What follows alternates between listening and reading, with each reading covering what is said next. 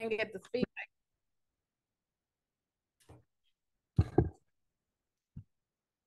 Good evening and welcome everyone. It's good to see some people in the audience. This is a special Human Relations Commission meeting on Thursday, August 15th at 6 o'clock here in the City Council chambers in Ypsilanti.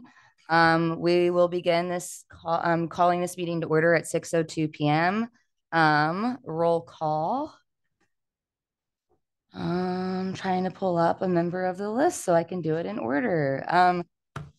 Me, Kat Layton, I'm here. Vice Chair House. Present. Commissioner Jennifer Avery. Present. Commissioner Doulos. It is St. John now. Thank you. I appreciate you making that notable for the public as well and me. Thank you. Okay. Commissioner Doulos. Here.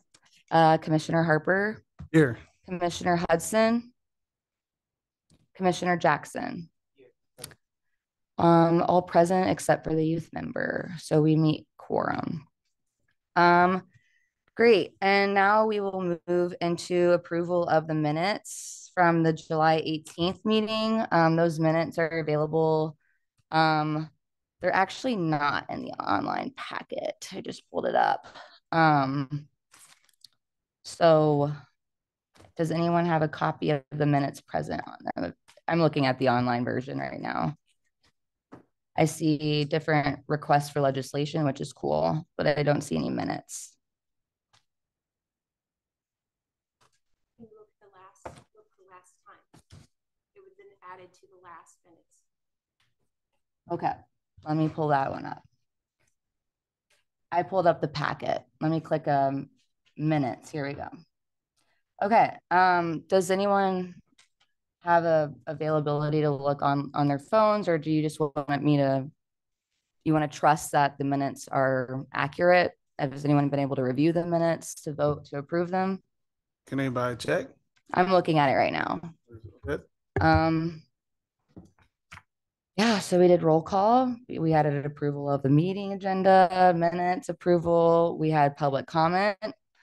One person spoke. Then we had a presentation from City Manager Halenga and Mr. Barr, City Attorney Barr, about the just overview of the bureaucratic process. We discussed officer positions, reviewing the bylaws, amending the bylaws to suspend them for a year, voted to remain in my position in chair. We also talked about the ordinance for discrimination and tracking, where City Attorney Barr indicated he would coordinate with his staff to begin a tracking process for HRC complaints because there was no tracking process as of that day when he implemented a tracking system. Then we moved on to discussing requesting that City Attorney Barr define a direct relationship and unreasonable risk to property to kind of add further precautions to the existing human relations ordinance, which is chapter 58 in a city charter.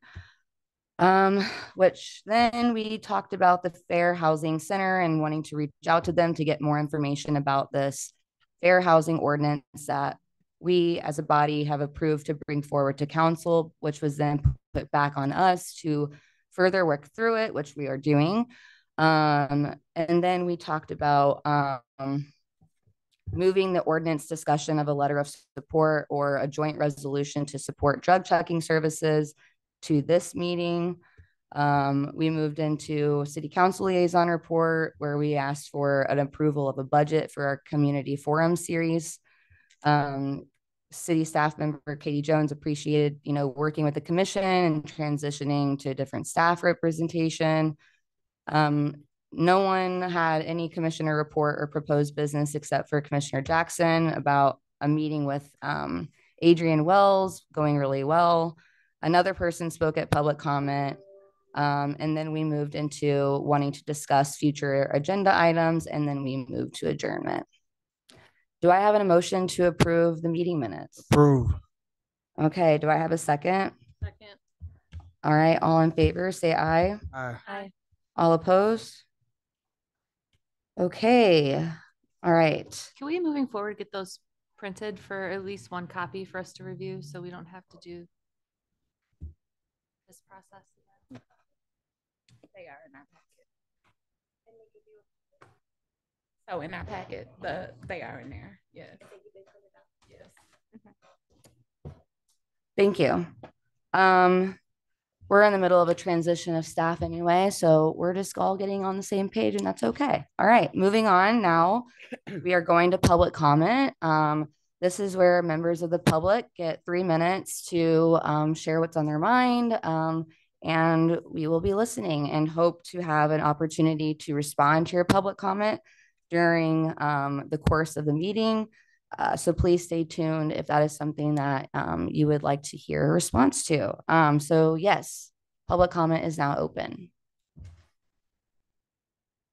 And if you could state your name and location, that'd be great. Thank you. My name is Raymond Smith. I am a resident of Ypsi Township. I work within the city. I do landlord work here. I used to live in the city, but it was too expensive for me. So I ended up moving out. I'm here because of the proposed legislation where you are basically banning landlords from having rental background checks. First off, it seems like some of you have very little idea of how background checks or how the rental properties actually work. So I just wanted to educate you real quickly. When someone gives us an application, we aren't having like an hour-long therapy conversation with them. We're typically just trying to find out, like, do you meet the bare minimum standards? Do you have income? Your credit score, where their background is? And this is a situation where you guys are like talking about building a relationship with people. I don't even speak with these people for more than 5 minutes. So how am I supposed to build a relationship with a human being that I'm only having a 5-minute conversation with? You're creating an environment where, and Mr. Barr, the attorney, even brought it up that you're opening yourselves up to litigation. And Ypsi just got sued for a landlord issue, I think last year, for a compelled speech argument, which you guys are also doing a compelled speech. So not only are you removing rights from landowners and landlords, you're also forcing a compelled speech from the government. So it's a situation of, Mr. Barr made a comment that you need to put it to bed, and I would strongly suggest that you follow your legal advice. Because at this point, I've talked with Safe House and other various domestic violence and support groups for these people, and we're going to have them coming into the next city hall meeting to challenge this ordinance that you guys have brought through, because this is just creating a dangerous environment. We will be the cheapest community in the state of Michigan that does not allow background checks. We will be a magnet for this type of activity. And it's a situation where I just think that a lot of people here aren't living in reality. And it's something where we need to kind of get back to that. And the other problem I have is that HRC is not supposed to be actually like, you're unelected bureaucrats. No one elected any of you here. And yet you're trying to force ordinance and law that affects residents and people that work within the community. My big thing is I would ask you to come to reason before you have to come to court. And again, the city's already been losing lawsuits left and right. And if it's a situation where you want to get the city into legal issues and force them into receivership, I mean, so be it. But at the end of the day, Thank you. I will not allow property rights as a real estate broker and as a landlord to be diminished in this area. I appreciate your comment. It's 3 minutes, sir. Do you mind having the timer showing outwardly? Perfect. Yeah, that would be great. Just so people maybe have a visual representation of their time remaining, because I know we can get compassionate and passionate about comments. Just want to allow for that. Thank you. While we wait for that timer. If anyone would like to be prepared to make a second public comment, that'd be great. Just wait. Also a reminder, there is some paperwork up here that is free and available to the public for folks to be able to have as reference since it's not available in the agenda packet. Thank you.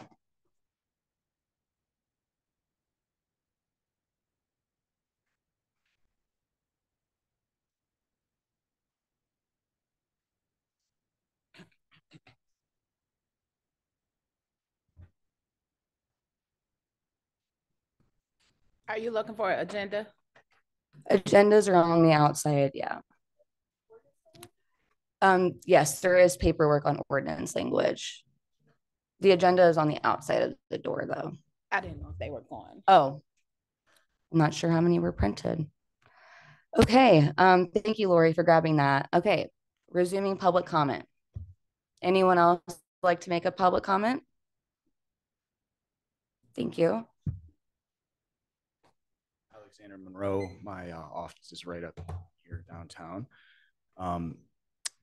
Couple of things. This is really helpful, by the way, having some material. One of the issues with our last meeting that I had was there were flyers being referenced that were never included in the agenda. So I had no idea what was in those flyers. And it's much more helpful for us to participate and be involved if we're able to see like what's going on and actually read up on it. So this is helpful. I haven't read it yet. But I just wanted to mention again, I've rented to tenants with criminal backgrounds. They're some of the best tenants we've had. They pay their rent early. I did want to mention also, as of, I believe, 2020, criminal background was it was made a protected class in the city. No issue with that. That's fine.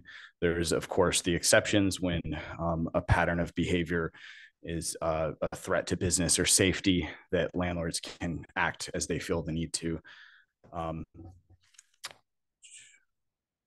The other thing is, I believe since 2023, expungements in Michigan were made automatic for many offenses, which is another thing that's great. People don't have to hire an attorney or go petition a circuit court to have their expungement. But I just wanted to mention that those aren't reasons not, to take away the discernment and the due diligence that property managers and landlords are able to make on behalf of their clients or on behalf of their other tenants. Michigan law also, to my understanding, there's a requirement that if someone is victimized by sexual violence or domestic assault, their lease is automatically voidable by the tenant. Something, again, I don't have any problem with. If a space is given someone, PTSD, we want to be able to help them out. But that's very different than being forced to rent to someone who is a perpetrator of those types of crimes right next to the people who are victims of them. So that's about it for my comment. Thank you. Thank you. Anyone else in the public would like to make a public comment?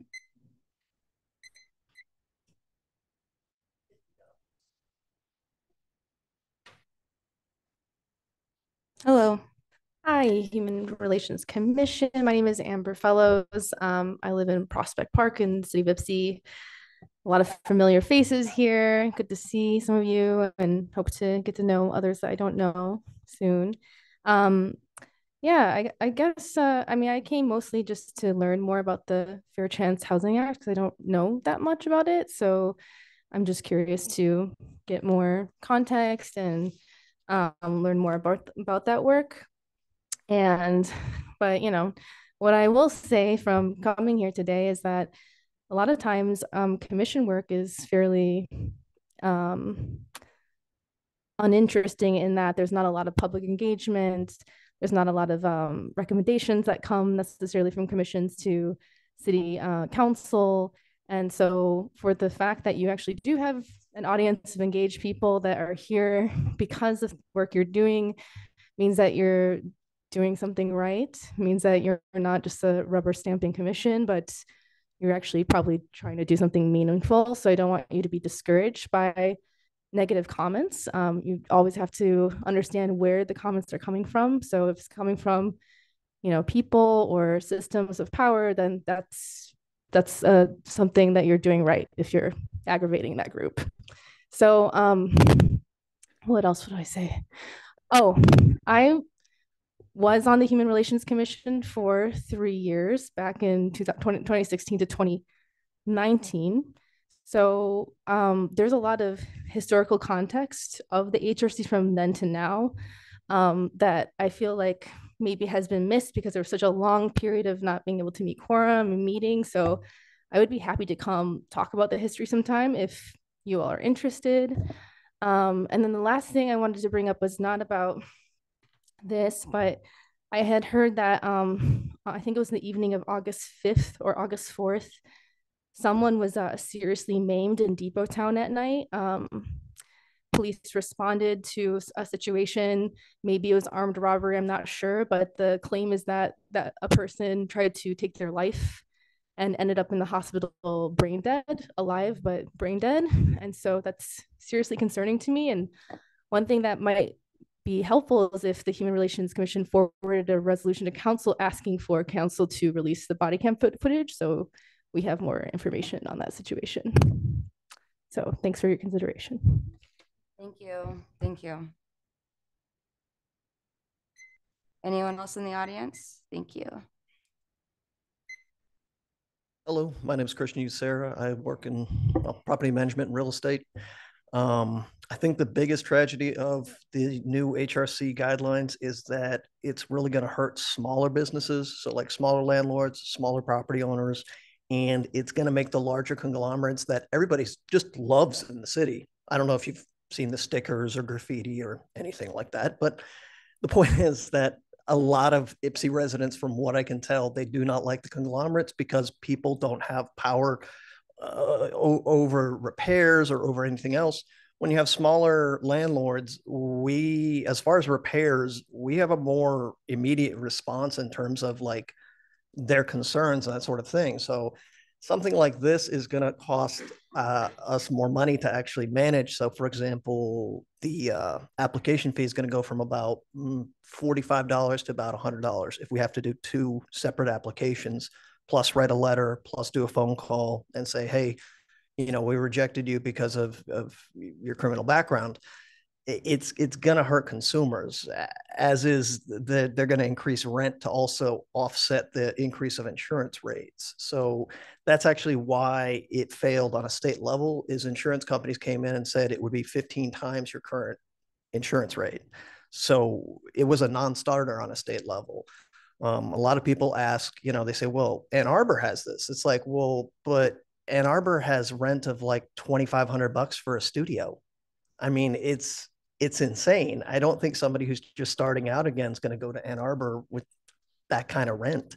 They're going to look for a place that has better rent. The irony of it is, we already do, work with people if they have certain criminal records, but at the same time, it depends on who we have, within that area. And if we have vulnerable groups, or we have someone that has a repeated pattern of damaging property, then we have to take that into consideration. We have to at least know who's coming into the property, what type of background they have. And also, has there been any time between when they got out and then when they're applying? Because it's a matter of, you kind of have to know if there's going to be recidivism or not. So you don't know that when somebody just comes out of prison. I had an individual, he just came out of prison. He stabbed his roommate 17 times. And I couldn't, well, it wasn't even my decision, and to reject him for the apartment. And he got angry with me, and I had to get out of there quick. It was not a good situation. So property management is not always the safest profession, because people get heated and they get upset with you, even if it's not your decision. So it can be something that can, if you don't look at the background of someone, that can be dangerous both for the managing company and also the tenants themselves. So thank you. Thank you. Thank you. Sir, can you repeat your name for me? Christian, Sarah? Thank you. Thank you. Anyone else in the public would like to make public comment?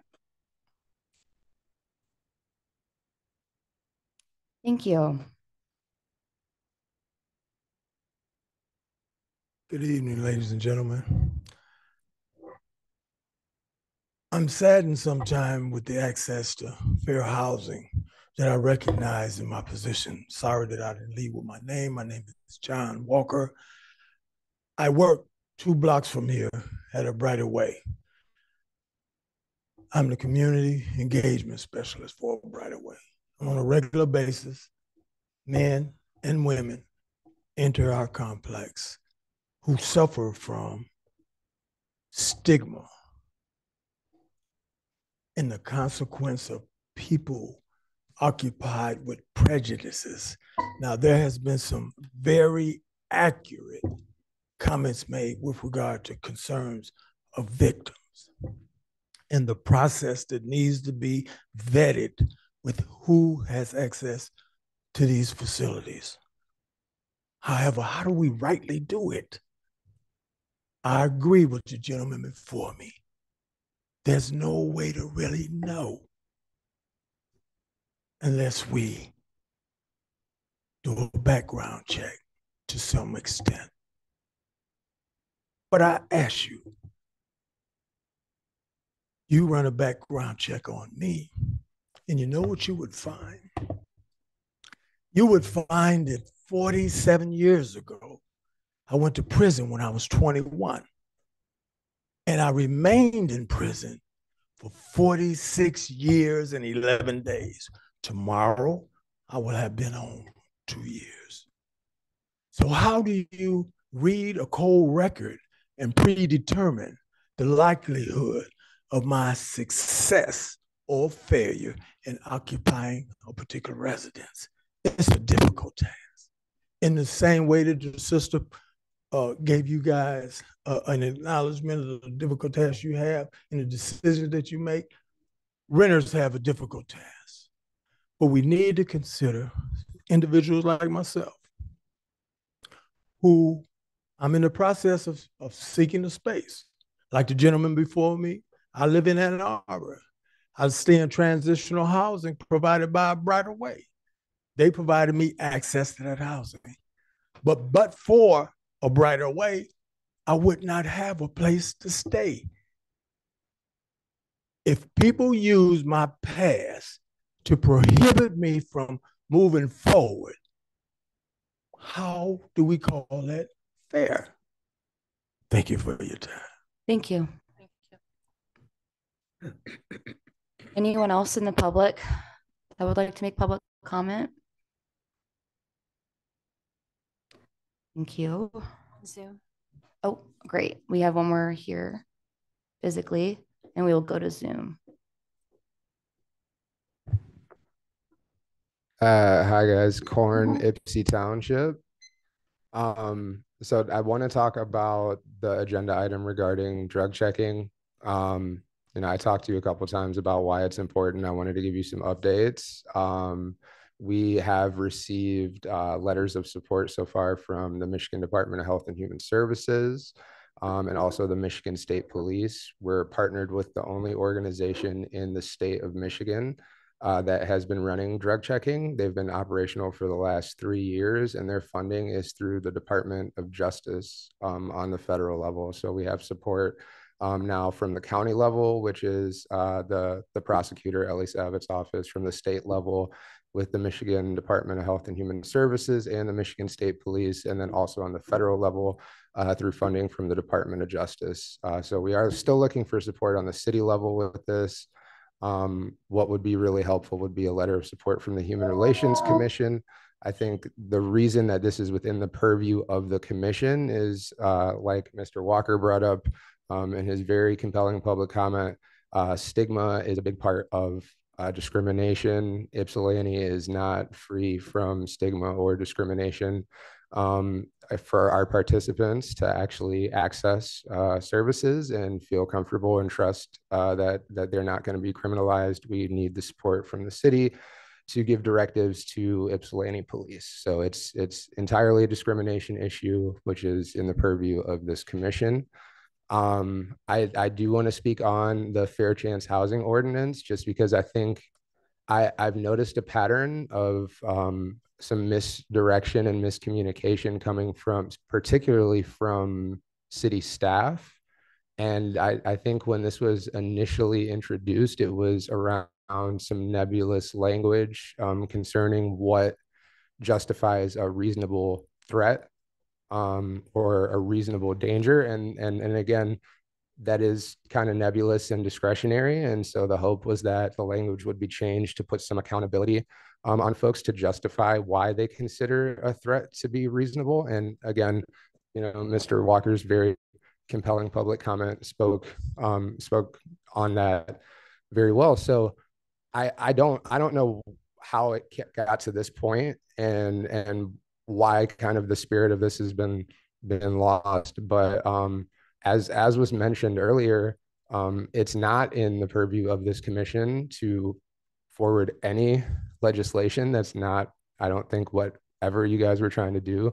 Your resolution was for city council to change the language in the ordinance, which like they would have to vote on. And so that's kind of the process. I think as a commission, you guys act as an advisory body to city council. And so again, advising council to review the language on the fair chance housing ordinance is 100% within your purview. And I think given, discrimination and stigma in this country and this city, we probably see why there's a need for that. And for the landlords who are here that are not discriminating against clients, I think, or against potential renters, I think that that's amazing, but there should be some accountability for those that are. Thanks, guys. Thank you so much. Thank you. Okay, and we have a person online who would like to make public comment. Jessica, hey. Please. Hi, my name is Jessica Henry. I'm with Nation Outside. I'd like to just take my time real quick to go over the fair housing process from the intake screening, where a housing provider can screen a rental application on standard criteria, including income, rental history, and credit score. A housing provider cannot consider the application's conviction history at this stage in the application process. Next, we move to the conditional offer. If the housing provider decides to move forward with a qualified applicant, they can issue a conditional offer of tenancy. Then the background check comes in. After issuing the conditional offer, a housing provider can choose to run a criminal background check. However, the housing provider can only consider felony convictions within the previous 3 years. Any convictions for arson, human trafficking, and lifetime registry sex offender are not applicable. After that, we move to the individualized assessment. If the background check reveals any of the 3 offenses that I discussed, the housing provider can conduct an individualized assessment. This means they must consider various factors related to the offense, including its nature of severity, age of the applicant at the time of the offense, and whether the offense was connected to a rental property in which the applicant previously lived. As part of the assessment, the applicant can provide documentation of rehabilitation efforts. So I would like to say there's some education needed on both sides here about what the application process really entails, how much it actually costs. Like, I don't understand where 2 applications come in, but I would like to say there is fair housing ordinances in Kalamazoo, Jackson, Ann Arbor, and Detroit. We do have forward movement in Lansing and Flint for them to also adopt the fair housing ordinances. And I do get heated in this, and I know we all do, because landlords are running a business. But people are going to come home from prison. They're going to come home, and they're going to come back to all of our communities. If we want our communities to be successful, we have to take into consideration where this person is coming from and, how successful do we actually want them to be? They can't get a job if they don't have a house. They can't take care of their families if they don't have safe and stable housing. So I'm open and willing to do some education sessions with landlords. I just want to put that on the record. And I could go on for days. I'll just stop there, though. I appreciate your guys' time. Thank you so much. Thank you, Jessica.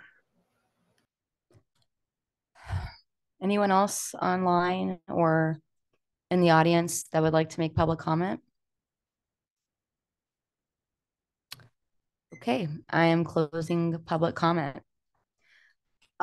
Moving on into the presentation component, I am noticing that there's not agenda approval on here. Is that part of it, the structure as well? Yes. Okay. I still agreed. I thought that too when I looked at it. I mean, I took it directly from the bylaw and I thought so too that we would need that. Okay. But I think it's because how little you guys have. I think that they need to be added maybe to new business. Okay.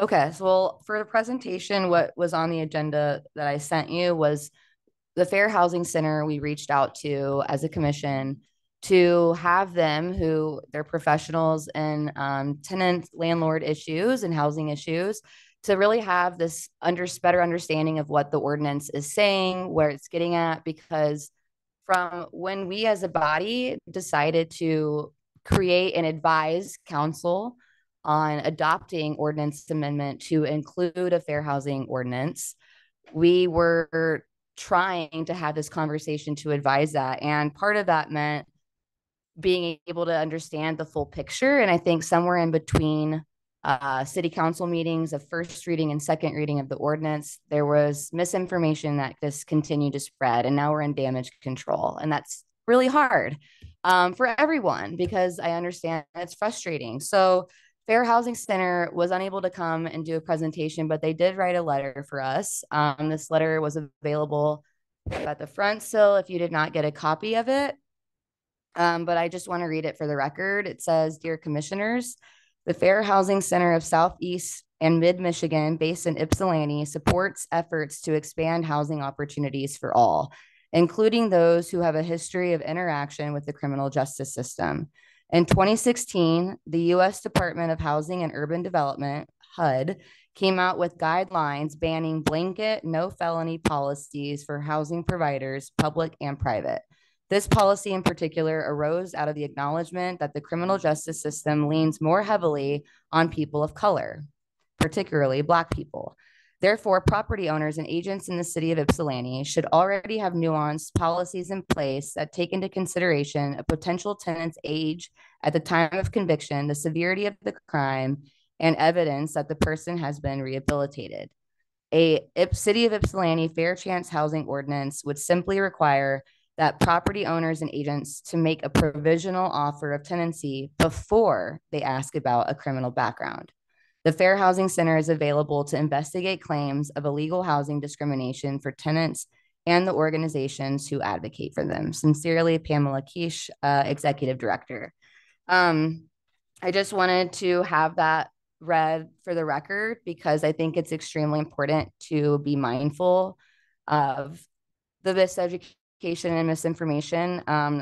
One of the public comments from Jessica with Nation Outside, who is a group that we utilize in trying to develop this ordinance amendment, created a really robust presentation, which unfortunately, like was also mentioned in a public comment, wasn't made online. And somehow there wasn't a transfer of this information into the ordinance amendment. And when I took a deeper dive, reading what staff wrote, which was based on Ann Arbor's ordinance, fair housing ordinance, I noticed that the restrictions on use of criminal history and housing decisions was added before it went into the exceptions. And in the restrictions on use, it says, except as provided in section blank of this code. No one knows what section blank is of this code, which leads you to think, what is happening? This is banning criminal backgrounds. And I can understand where the misinformation had. However, if you proceed to the bottom where it says exceptions, it's worth noting and going to the HUD policies and guidelines. You never have to rent to someone who is on a lifetime sex offender registry. You never have to rent to someone who has been convicted of manufacturing methamphetamines. There's no explanation needed of this. That's a federal guideline. Anything else, the person has a right to know why they were denied. What this ordinance is asking, like Jessica with Nation Outside said in the public comment, is that there be a reordering of the process. And that is where this, I think, kind of comes into where this misinformation is coming. So I can see when reading the ordinance how people would stop there and have a break and think there's no criminal backgrounds at all.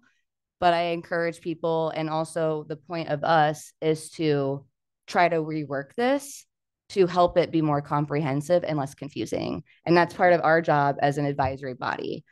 We're not demanding council approve this. We have no power in that, but we do have the ability to advise council look at ways they could reduce prejudice and discrimination in the city that we are on a body of. Any discussion on that presentation? Also, we will need to be raising hands. I will be writing names down and we need to speak one at a time to make sure that Lori and the audience can hear us clearly for documentation. Commissioner Avery or St. John. Thank you. First, I would like to say that I do understand why background checks are implemented. I do. For me personally, I did 20 years in prison. I've been out for 3.5. It took me 3 years exactly to find housing. I intentionally made Ypsilanti my home and the place that I work. And I'm also part of the board because I believe in this community. However, the apartment that I rent from, there's individuals that are homeless that sleep across the street from me. That shouldn't happen anywhere in America. Discrimination is real. If I've done my time and everybody else has done their time, why are we consistently being punished for our past? Some of us don't have the opportunity to find employment like I was lucky enough to. Having an address, having a community, having a place that I can call home is a basic human right. And that's taken from all of us with a background. That's not fair. And I don't have children, but imagine the ones that do and can't even get custody of their children because they don't have a living residence. This is about coming together to find a solution to stop homelessness. This is coming together to find a solution to create a better quality of life for every single individual that deserves that, regardless of their past. Because guess what? At any moment of any day, you can accidentally get into a car accident, have a little bit of alcohol in your system, and get murder. It happens that quick. So I think it just comes to find that we just need to come together as a community, landlords, felons, whatever we need to do, and find a solution so everybody has the equal opportunity to call a place home. Commissioner Jackson, thank you. Commissioner St. John. Just wanted to make a comment on here just on the disinformation. So it was said that there was a push to ban criminal background checks. And I just want to make it really clear, if you haven't heard it already, there is no ban on criminal background checks at all. So, but there is, as was mentioned, a way of approaching the situation where we can treat people with dignity and respect and try to address these complex issues as we understand. I just appreciate, again, this forum, because this is a forum where this is a learning forum where your input matters, your perspective matters, and being able to gather that information from our community and present something to City Council. Again, we have no jurisdiction to make any ordinances ourselves. All we can make is recommendations based upon the input and the research and the data that we've been given. And so just wanted to clarify that as well. And I also know that there are voices out there that are putting this information out as a fact. And I think that there needs to be some accountability for the misinformation if people are doing this intentionally to cause defamation for our city, you know, because we have an amazing council and we have amazing people here trying to serve and help our community. And we have to do this together. It takes a community coming together, processing these things, even when it's difficult and even when we have different misunderstandings. And so I thank each and every one of you, even for being present and for all the people that are up here volunteering their time. We don't get paid for this. This is our service to the community. And I think all of us are just trying to make our community a better place, a better and a safer place.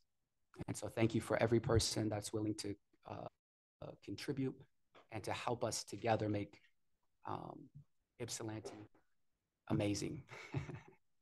I also want to note that we do have a new business discussing working subcommittees. I think this is an opportunity where a working subcommittee would really come in handy, trying to flesh out this ordinance to include the process explicitly that was stated in the packet that we have as a presentation in the actual ordinance, reordering some of the things to ensure that it's not confusing upon reading. So this is not, I don't think there's an intention to push this through immediately. I think there's a very big consensus in wanting to make sure that this doesn't cause adverse impacts, and to kind of tie into a public comment that was made by someone regarding the March 2020 edition of protected classes for felony and misdemeanor convictions. Those were included, and it was amazing to witness that and to be present in the community for that. But unfortunately, those additions didn't have a lot of teeth, and a lot of people in the community, as we've noted from one of our own commissioners and someone in the community, and also as a neighbor to a person for people on parole, there is still discrimination happening because those words were not clearly defined, that were based after felony and misdemeanor convictions, saying unless there is a direct relationship or unreasonable risk. And so thankfully, City Attorney Barr has presented us, which we are discussing today, some definitions we could include in the ordinance to ensure that that's tightened a little bit more. But that is an example of a well-intended policy change having adverse impacts, because when those things are not clearly defined, people are likely to make reasons that fit. So this is our chance of rectifying that. Did you have something to say?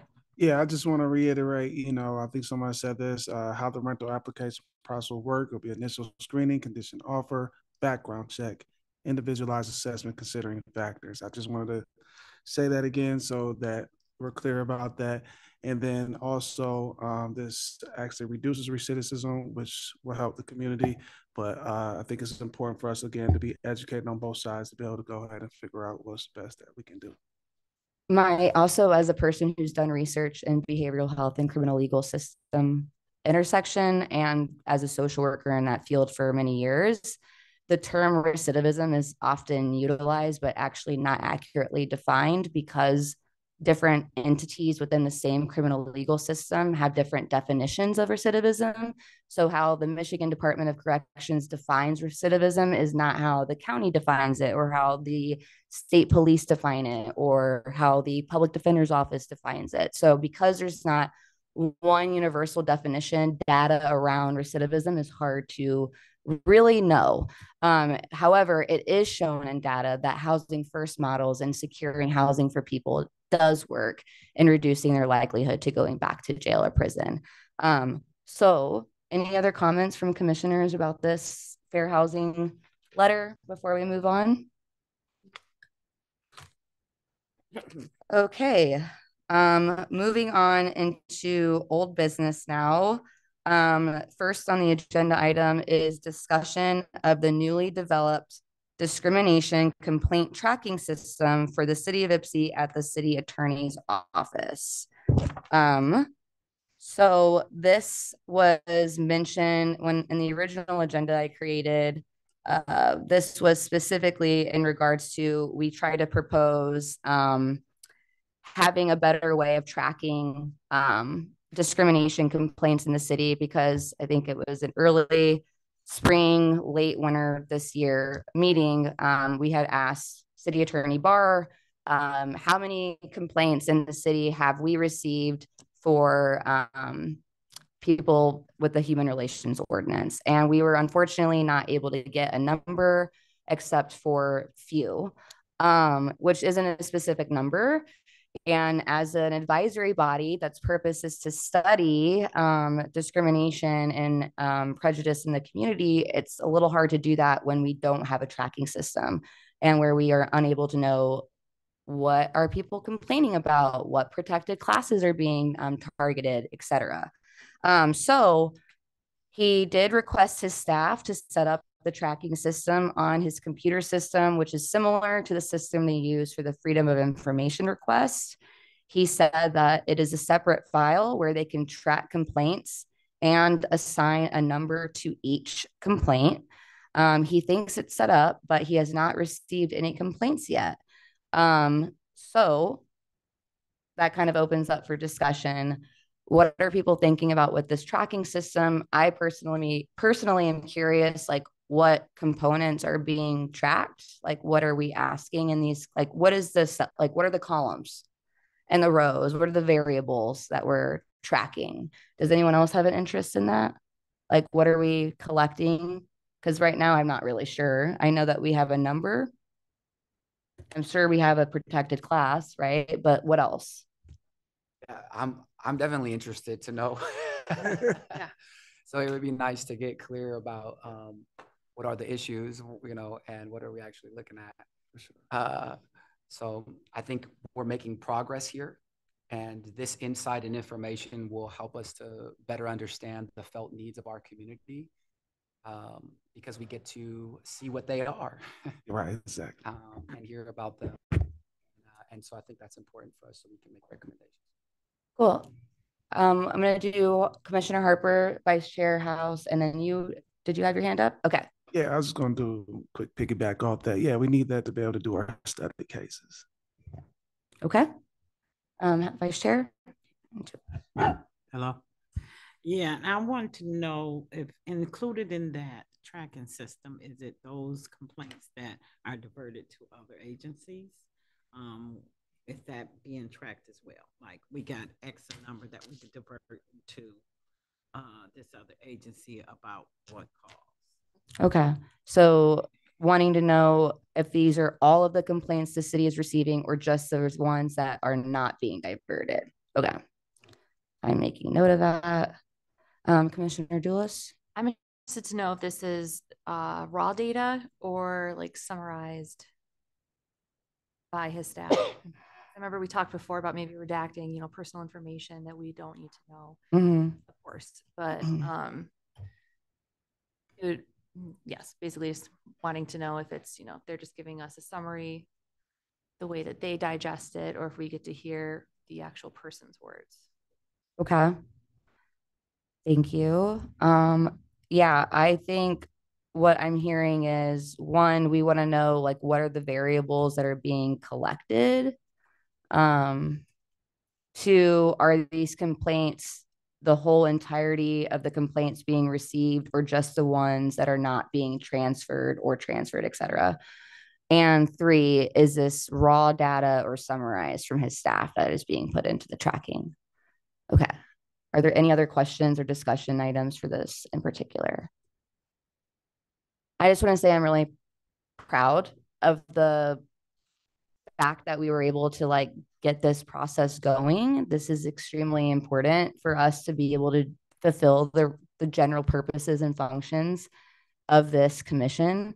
I also want to note that the current complaint process, this is how we got started in this discussion, was trying to look critically at the current complaint process, which is noted on the website for those who are unsure what it is. It's writing a verified complaint to the city attorney, who therefore then makes the call to proceed forward into investigation or not. And so we, for historically, have never known as a body what complaints are being done, fulfilled, created. And so as a body that is supposed to study complaints and prejudice and discrimination, we felt it was important to know what we were having complaints about in the city. So I'm really proud of the work that we did in that.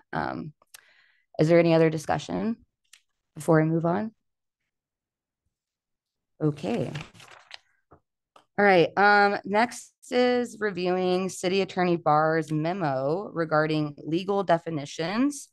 We received like a little memo, Word document, but we also received today, just on the same time as everyone else, a really great notice of adopted ordinance from, I'm presuming, city attorney, that includes definitions for direct relationship and unreasonable risk to property or safety. This was requests from our body again, wanting to make sure that, just in case people aren't familiar, Chapter 58 proposed right now, as it reads, that the city council finds that prejudice and practice of discrimination because of all these protected classes until the end, felony or misdemeanor conviction, and then parentheses, unless there is a direct relationship between the conviction offense and the housing, the job, the opportunity, or unless hiring or accepting the person would create an unreasonable risk to property or safety and menaces peace and public welfare. And that's where it ended. And there were definitions included for other protected classes, but specifically not for direct relationship or unreasonable risk, which therefore became an issue for people who do have felony and misdemeanor convictions. Notably, as we heard, do you have something, Lori? Yeah. Oh, yeah. I just wanted to say that this has not gone in front of city council yet. Yeah, this is for us to review. Right. And so I was just wanting you guys to know what this is actually wasn't for us at all. It was for city council. And I took it from their minutes so that you would know what's going to be happening so that we could make some recommendations. Okay. So when Mr. Barr asked me if the HRC was satisfied with the language, he would prepare an ordinance change. And I said to him, let us talk about it first. He already did it and it's on the agenda. About the definition. Yeah. Me too. I can't say to what you're saying. All I can know is that he was asked to give definitions and he was given them to council. Oh. And that's what these are. Okay. I'm assuming they will be going over them. Okay. I'm just going to make note of, as an email from Mr. Barr on August 8th, he told me if the HRC was satisfied with the definitions that he created, that he would then prepare an ordinance change for council to consider. And my response was, we're going to meet on the 15th and we'll talk about it. But it seems like he already prepared an ordinance change to council. But we still get to discuss and make changes. He's doing a discussion. This is like for him to say what he believes you guys are after perhaps, but actually back to that advisory. Once you advise, they can do whatever they want with that. Okay. So from what was advised, they've come up with what they think needs to be cleaned up or done or changed. And that's what this is. I brought it to you now. Okay. So y'all could have an opinion about it. Thank you. That's helpful context. I appreciate it. Okay, so discussing this now. I think the first word we can go into is direct relationship. So the definition that Mr. Barr drafted, does anyone want to read it out loud or should I read it out loud? Say one more thing, just like yes. I'm thinking, so some clarity of like, I can see kind of the two sides of the miscommunication. And so this is my opinion. And so I just want to say is I think that when they're saying to you, put it to bed, it's because what you seem to be after as a body is so broad that, and that's not your job, that it's more so so these are not his opinion. These are legal terms, right? So even fluffy language is a legal term. And so when he's telling you, he really is talking to you about the legal requirements. And so these definitions are not his opinion is what I'm wanting you guys to realize. And so I'm just thinking that, like, I understand what you're wanting to do, but it might be better if you took the ordinance, took the part you don't want and say what it is you do want and let them do it. Because when you're doing all this time drafting all these things and trying to pick the right language, it needs to be legal language. And that's what he's saying, but I don't think it's getting translated. So that's all I want to say to you. Yeah, he said put to bed the fair housing one, not the definitions one, but just to clarify, but I agree. I want to be efficient. And so I'd rather mark things up, and him coming prepared is really helpful. I've been the one writing things. And so that's really helpful that he's helping me out with that. So going back to reviewing the definitions, direct relationship is defined, direct relationship means a similarity in the nature of the criminal offense and the job, housing, or other consideration. For instance, the crime of embezzlement would have a direct relationship to a job of handling money. A crime of arson would have a direct relationship to the job of firefighter. The crime of fraud would have a direct relationship to the job of stockbroker or fiduciary relationship. The crime of first degree criminal sexual conduct would have a direct relationship on the job of elementary grade school teacher, mental hospital attendant. Thoughts on this definition provided by City Attorney Barr? One thing is that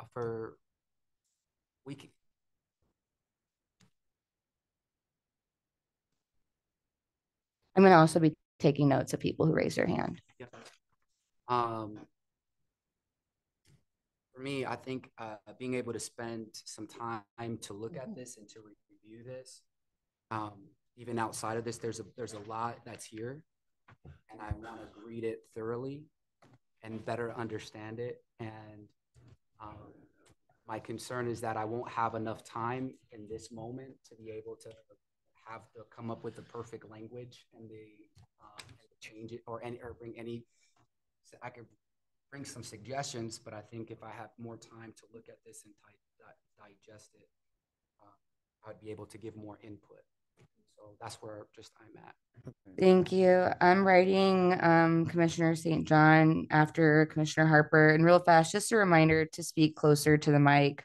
It's just helpful for people who are online who watch later on. I know it's easier, but please, Commissioner Harper. Yeah, no, I agree with Daniel. I think it's important, especially when we're getting things like right here at the moment, to be able to go ahead and really reflect on what we're actually seeing and looking at to get the best advice that we can give. So that's all I want to say. Commissioner St. John? Oh, I just want to piggyback off both of them. Vice Chair House? Yes, and I think, is it Lori? Yes. I think Lori is right. This is legal.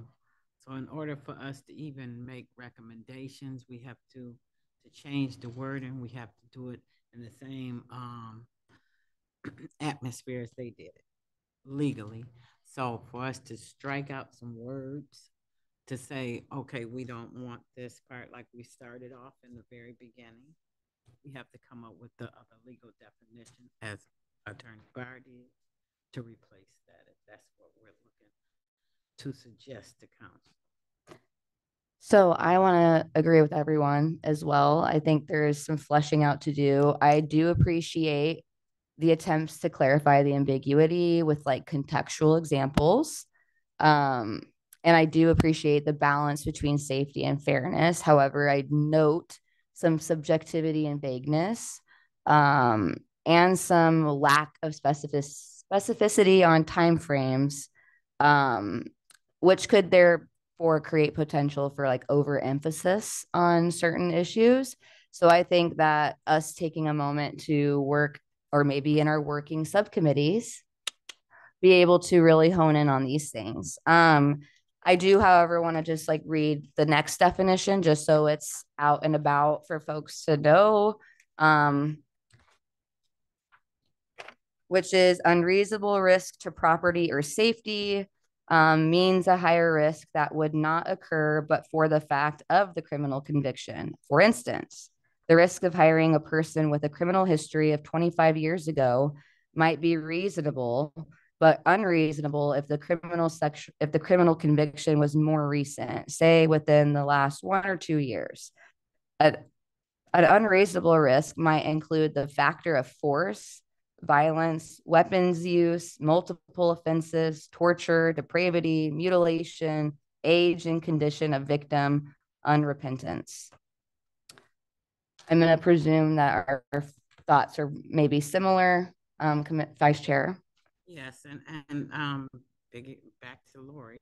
He said these is legal definitions, but they also vague, and they're also broad to let anything fit in these boxes. So I think we need to come together to whittle this down and make our suggestions, because these are so broad. Once you keep reading it, it makes sense, but it doesn't make sense anymore. the landlords have the right to see somebody 1 or 2 years with a conviction. But as the gentleman spoke earlier, he was in there for 25, 45 years. What bearing did that have on his current status and his current housing? And are these landlords really taking this broad definition and using this, or are they really looking at the applicants themselves? Thank you. I agree. Is there other feedback on this before I share my thoughts? One, I also know that is all right. No, please. That's yeah. I also know that, I am not a lawyer.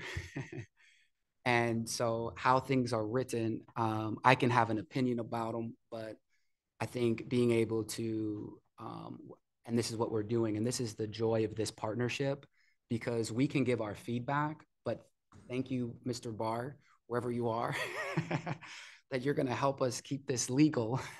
So we stay within the parameters of what is lawful and right. And so I'm excited to continue to flesh out this and to see how we can continue to improve, if possible, the wording of this so can mitigate discrimination.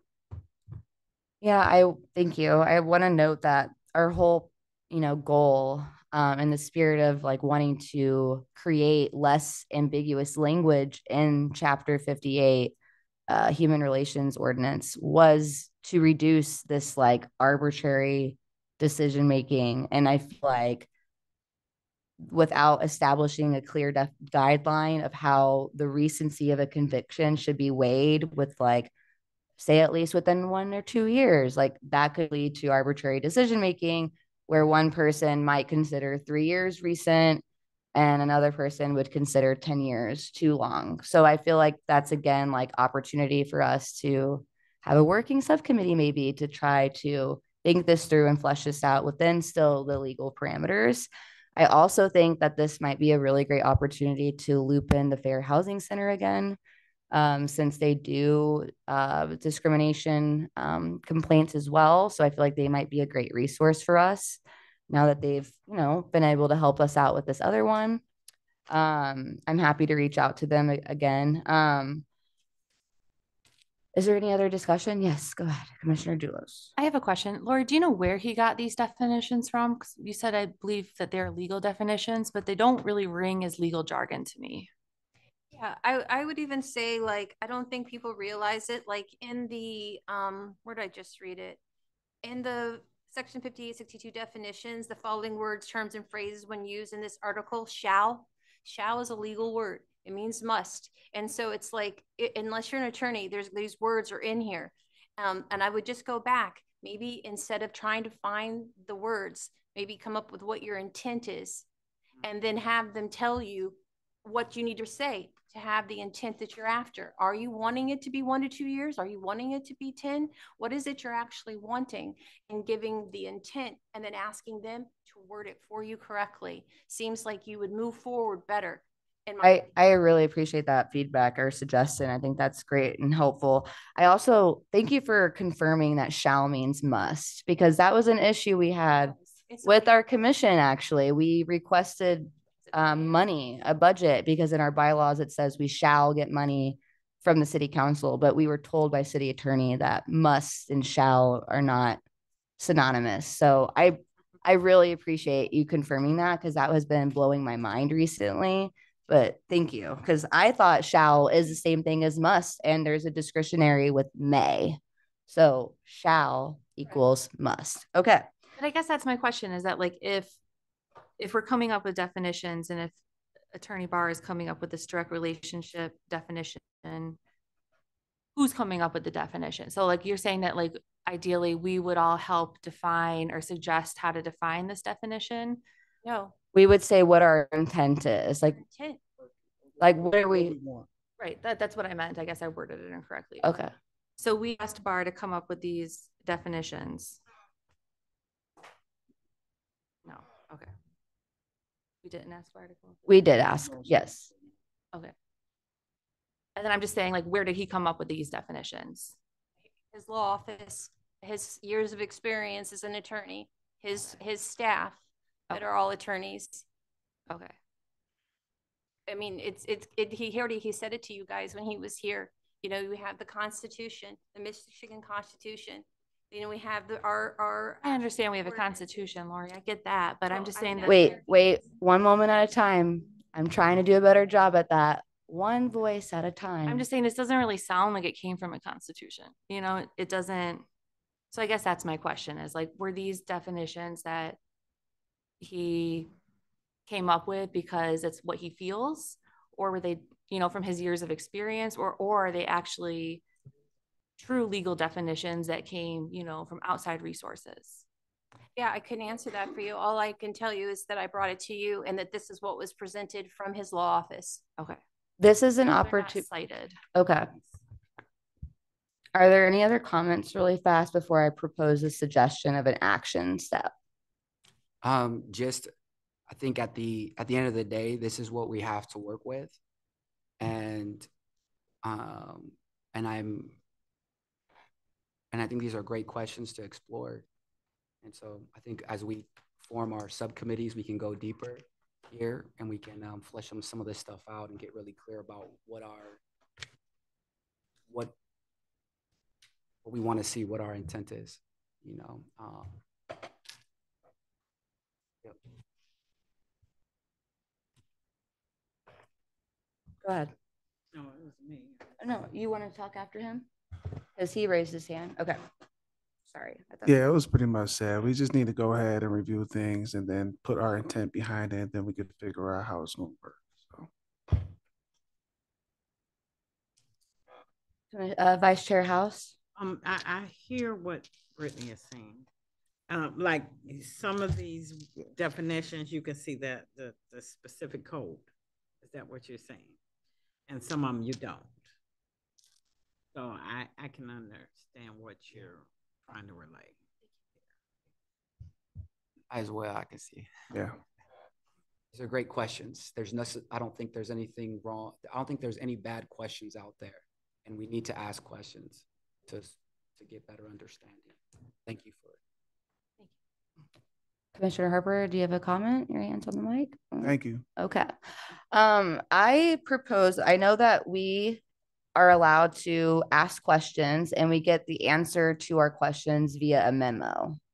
So I know that we already have questions regarding the tracking system that we had outlined. Lori, would we need to make a motion to formally request a memo from Attorney Barr for those questions? Or is that something we just vocalize it out loud in the abyss and he like makes a memo? I'm really serious. I have no idea what the right process is. I know that we're charged for that. And so we want to be use of a steward of the city's money. And so when we're asking questions, we really want to bring them together as concise as we possibly can. And so that's why I keep asking anyone that has questions for Barr to stop emailing him, but to email me so I can put it together so we can get these questions. So if you have something that you're wanting to be answered, forward to me and I can see it without a memo if we can get the answer without having to incur a cost to the city. Okay, I'll just keep a track of them. I have been keeping a track of what questions are like, where did these definitions come from? Okay, I'll also keep a track and we can compare our questions and then I will try to put it together and maybe we can find the answer without it involving him. And then if we need to and we know it's going to incur a cost, then we can go to the next step. Okay. All right. Any other comments with the legal definitions memo from City Attorney Barr? All right. Moving on into new business, discuss varying external and internal communications. The original agenda that I wrote, which are bylaws. That is something that the clerk does. But the original one, this particular discussing varying external and internal, was regarding the fair housing ordinance. And I feel like we did that pretty much during the presentation. We talked about it a lot. But I know that I just want to note that I invited MLive here to be able to hear from within our meeting what the intent was behind fair housing ordinance, due to what we'd noticed as misinformation being shared in the community, not only by like internal members, but also external, such as MLive. And it's just a way to try to bridge gaps of misunderstanding to be able to get people on the same page without having side conversations, and just trying to keep it concise and understanding. And so, are there other things people want to discuss, or are we okay to move on? Okay. So the next item is discussing resolution number 2024-150, which was, oh, wow, I had it on my other one. I want to read it. It's the resolution regarding the lowest law enforcement priority for the city of Ypsilanti and the specifics for investigation and arrest of persons in possession of a controlled substance. This is specifically in regards to people who are utilizing drug checking services programming in the city. And so we were asked by public comment a few meetings ago if we would be able to do a joint resolution with YPAC. We had a presentation about drug checking services, which was great. And now we're trying to move into an action of like supporting it. And rather than writing a resolution to support it to save us time, instead we have a letter of support that I printed off, or Lori printed off. Thank you, Lori, for everyone to see. This is just like a letter that we could send and sign off on should people feel comfortable with it. I read it and helped write it, and I value what it says, and I'm in support of it. And so, how do other commissioners feel about this? Give us a minute. Absolutely, take a minute. I'd like to also add that the clerk spoke to me about this. Resolution 2024-150 failed at the June 18th, 2024 City Council meeting. And so they were wondering why it's being brought here if it's already been brought to them and failed. So it was a 3-3 vote with the mayor not present, which made it fail because she had to take an emergency call. But there was note from council members that it will be back on the agenda for another review with some more information structured and strengthened in it. And so, since it is a discrimination and prejudice issue, my thought is we could support this resolution being passed since it was a 3-3 vote, which is a tie with the mayor at a chance to break that tie. And so we're hoping that having a body be able to support it will be able to show that this is really important. Okay, thank you. Yeah, absolutely. Give a minute. Just kidding. People are still reading. 30 more seconds. Take your time.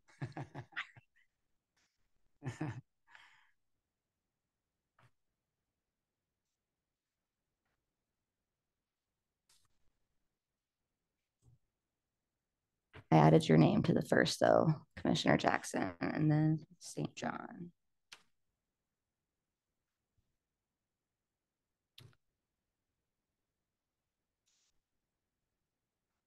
Okay, Commissioner Jackson. Yes, I am still wanting a little bit more information on this, just on any some of the case studies. I have not got a chance to review those yet, and so I would like to be able to look at that information before I can make a recommendation one way or another. I did see, we did go through some of it, and I feel like there's some really common practical things there, but I'm hesitant to, because I don't feel like I have on a personal level and a deeper understanding on the issue. And I just would like some time to learn more, maybe, and maybe this will be one of those subcommittees that I can jump into and do a little bit more research. So we'll add you. Where I'm at. Okay. All right. Can I? Yeah, go ahead. But I love the fact that we're pressing in to make a safer community, and we're trying to save lives, and I just appreciate the intent. Thank you, Commissioner St. John, and then Vice Chair House. So I am in agreement with it. See, I think it'll help prevent the overdoses, save lives. It definitely will reduce cost for those that are, you know, taken to the station and booked and all that. I just think overall, living in the city and seeing what goes on in the city, and I actually work right by a major part that has incidences a lot, which is unfortunate. I think it's something that Ypsilanti needs, and I think it's very beneficial for our community. Thank you. Thank you, Commissioner St. John. Vice Chair House. At the last meeting, did we have someone that was speaking on this through Zoom? Or It was the July 10th meeting. We had a joint special meeting with YPAC, and there was data presented to us in that presentation. I think I need to look at that data. I need to see what has occurred with YPAC and what their position on this is. Was that the joint meeting we were all in? And asked for both of us, both committees, to support or not support this. So where's YPAC? We haven't heard from. YPAC. Oh, I'll let you finish before I do my comment. We haven't heard from them yet. So I'd like to get more information on that joint committee, what we came up with before we tear off from that and move on. And I'd like to see some more data. Okay. Current data, if we have it. Whoever presented. Okay. So we decided to, our last joint committee meeting with, or commission meeting with YPAC, we talked mostly about the community forum series and still didn't reach a conclusion after 2 hours for those. And there was a presentation with current data that recognized that the city of Ypsi is rated one of the highest outside of Wayne County, Detroit, with opioid overdoses, which directly impacts people of color, particularly Black people and poor people in the community. And so when we first had this presented to us at the joint commission meeting, it was a suggestion of a joint resolution. We haven't had a joint commission meeting with YPAC since then, and even trying to schedule a joint commission meeting is a little bit of a headache, if we're all a little bit honest.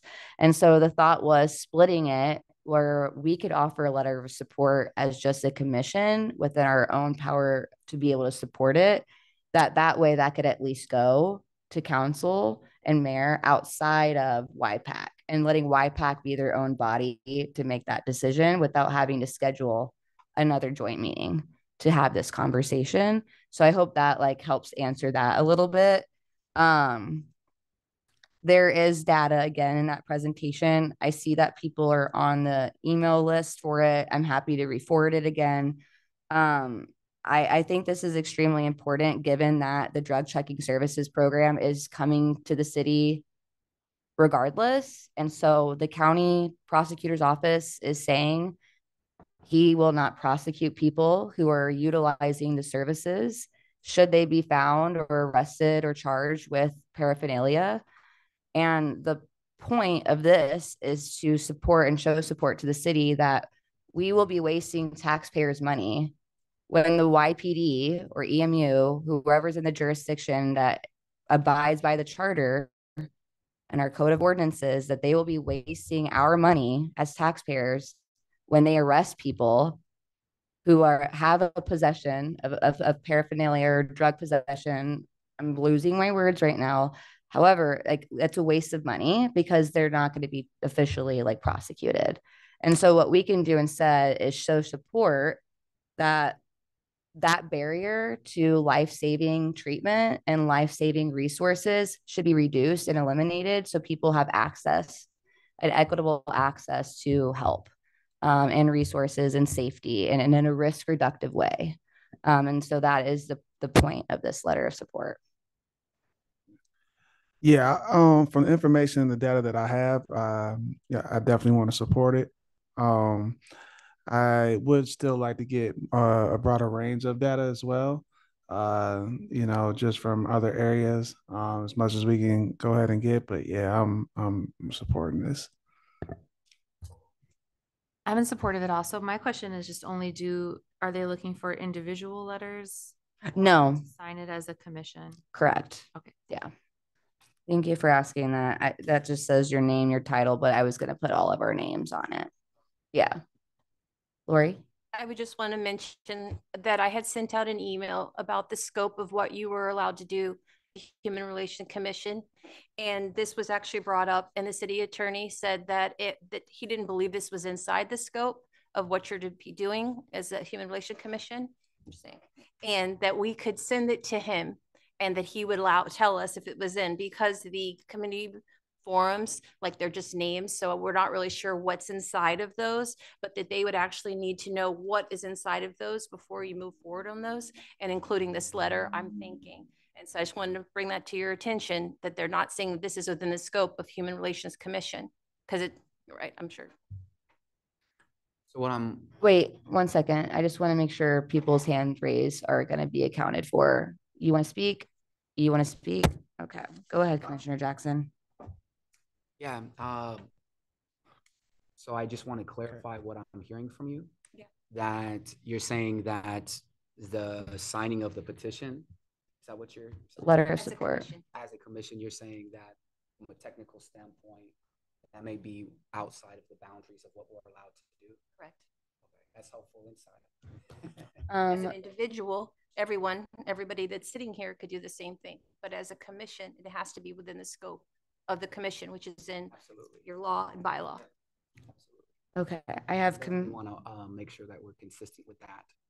Thank you for making sure we don't get too far off. So I have Commissioner Harper, then Councilmember King. I guess maybe I'm lost with this, but we're saying that there's not inequities within what information we have.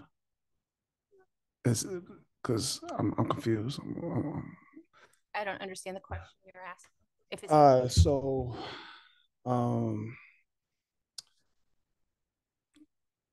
advocating for the drug checking services, that they're saying that that's not within our realm. I believe we would have to. I wouldn't be able to determine that. We would have to give it to the city attorney to determine. Okay, so we would probably have to show how it's inequitable for other people in the city, and that's why we want to advocate for this. Well, okay, it may be under YPACs. Okay. All right, thank you. So my only question was to be clear, is this something that you are saying that he already reviewed and we have no authority, or you're saying we have to see? We have to see, because the topic was the community. I'm sorry, I don't remember the name of how it was written. Community forum series. Right, and then the mental health, that would be one of them. And so like that isn't, those words aren't within the scope, just those words. What does that have to do with this letter of support? Really fast, I'm just trying to understand. It's the same thing. No, this is not. This is completely separate from that. No, I mean in the sense about the scope. And so you're referring to a scope issue. Okay. Correct. And so I don't know. We would have to ask. And that's what I'm saying before, y'all move forward. I just wanted you to be aware that that is something. So, So for the community forum series, that is actually literally written in our general purposes and functions as number 7. So that is within the scope. Check. this letter What sentence are you referring to? To conduct public forums, town meetings, educational and other programs to promote the equal rights and opportunities of all persons. You're not allowed to do anything in this name of the city. It's for you to gather and bring back to council. That's the purpose. You're gathering, you're doing studies, and you're in that. It's not really for you to be doing laws or changing things. It's for your studying and bringing back and go, we need to change this. This is the information we found, everything that you're saying in that stuff that you have there. And that's all I'm saying.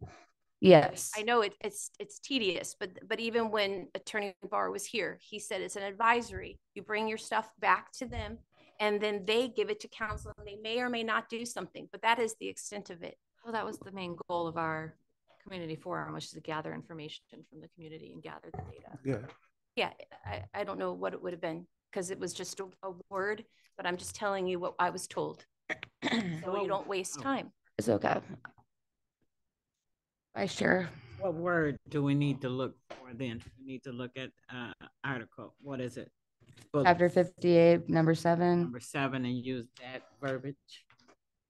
Yeah, well, yes, but also like there's a lot of things that are known just from, you know, whatever, 20, 30 years of them being here. So they know the things that aren't written.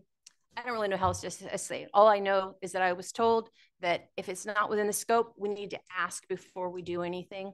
And I did read the sentence, number 7 at all. That's why I asked you specifically. And it did say that. So I was really confused, but it's because it's not meant for us to do. It is meant for us to gather. So you would maybe like, I don't really know. Yeah, I'm sorry. My faces are not directed at you, Lori. I apologize. It's simply confusion. I promise you. Because to me, I mean, this is going off on a tangent a little bit, but it's related to the scope conversation. To me, when I read that a general purpose and function of the Human Relations Commission is to conduct public forums, town meetings, educational, blah, blah, blah. To me, that makes me feel like us hosting a community forum series to gain information on mental health, housing, different things that discrimination is very prevalent in. To me, that is us doing that general purpose and function. Now, as it relates to this letter of support, to me, that would fall into purpose number 5, which is to promote mutual understanding and foster equality and respect among all racial, religious, sexual, national, and ethnic groups, among people of all economic and educational statuses, and generally throughout the city, as to prevent discrimination and discriminatory practices. My opinion is that this letter of support would fall into that. I'm hearing that City Attorney Barr already reviewed it and said that it didn't, which I didn't know that until this meeting. I disagree. I think that is well within the scope, at least with number 5. So I understand and respect that commissioners would like to have more data presented to them. I also encourage commissioners to go back to the July 10th meeting and review the data in there, because there is a lot of data in there already. But yes, Commissioner Harper, you had something? You said it all. I agree. Okay. Commissioner St. John? I agree. Anyone have any other comments? Lori? So the number 7, or if all of them actually, it's not for you to do. It's for you to facilitate, in the sense of getting someone else, like, you know, like right of way, like they would come. So you would, and then you're gathering that information. So you would put it on like a forum, in the sense that you have a professional that's doing that and then gathering that information, but it wouldn't be us. That's what, yeah, that's exactly what we have planned. Okay. Yeah, we are not the facilitators of our community forum series. We are just the ones conducting the community forum series. And then we would have to have their approval. Yep. So, okay. And we already got that at our last joint meeting. Vice Chair, did you have something to say? Did we get that approval? We have. There's a lot of conversation about the community forum series. The August 21st one has been canceled. She said we need to get the approval from who? City Attorney. And for the community forum series, that whatever those topics are, we have to give them to him to approve the topics, saying that they are within your scope. So I guess, is this a new procedure? Is this a new procedure? And I also need to clarify, Commissioner Cat. No, he did not review the letter. That is what I was trying. No, it was not reviewed. We didn't have. So it sounds like it has been new procedures implemented, and we need to be up on those new procedures, because we, as the HRC, did not know we had to run things through Attorney Barr. Yeah. Yeah, that is news to me. My info was we go through our staff liaison, city council liaison, and on to council and mayor. I mean, you can give it to me for me to ask him, but we have to ask. We can't just start have a function and with nobody knowing. Like if you know, that's what I'm saying. Well, that's not what happened. I just need to clarify that's not what happened. We have been having meetings and that has been discussed. But I guess we are not even on that part of the agenda. I don't even see the meeting that's not being on canceled, yeah. because I thought one of the emails that I read said we had to cancel it in public meeting. Yeah. I don't see it on the agenda, but we are not there yet. So can we go back to what we were on? Yeah. And we don't have agenda approval on here, so I can't add that to the agenda, but I can go in that into proposed business maybe. So going back to the letter of support, do I have a motion to support the letter of support to bring forward to council or to the attorney, apparently, whoever the next body would go to? Support. Okay. A second. Can I just ask for that? I have a motion and a second for a moment, so we have to go into a vote. Who? But we have Justin Harper motion, Brittany Dulo second. Oh, there is after that? Okay, thank you. Thank you, public member, for your help. Discussion, Commissioner. Yeah, I thought you, Lori, just communicated to us that the process was that she was not sure that the letter of intent was within the scope of our ability. That's what I understood as being said. And so I'm struggling to then move forward with doing that if it was just communicated to us that we're not sure about this. I would rather err on the side of caution and make sure that we're in line with the rules and the regulations that we're a part of, that we've been asked to be stewards of. So that's the part where I have a conflict here, because that's what I understood, unless I misunderstood. Did I misunderstood? No. Okay. So I just need to step in really quick. I'm sorry, y'all, for speaking out of turn. So that's why Commissioner Katz stated she wants it to be approved or not approved to go to the next level, meaning council or Attorney Barr. Whoever it's supposed to go to. And it might be stopped dead in the tracks. And that's another conversation. My request is we're already here. We meet very infrequently. Like, when are we going to have an opportunity to vote in support of this? I'm tired of pushing things off. I want us to have a support or not a support. I want to vote in support, and we have a motion and a second. And the point is for it to move to the next level, albeit at the attorney, if that is the actual process, or the city manager, or whoever it is. I'm wanting to know, can we push it forward? Vice Chair? Since Mr. Daniel is, can we reword this to say approval or not, so we can send this to the next person, where whoever we're sending this to city attorney or city council? And I just want to say, it seems like we getting hamstringed here. I mean, it's like our hands are being tied everywhere we turn around. Yes. That is the work of a human relations commission that's doing work. This has been an inoperative commission. It hasn't met in 3 years, and change is hard. So I appreciate everyone's consistency. Yeah. So can we make a friendly amendment? Is that what you do to change the wording of what I said?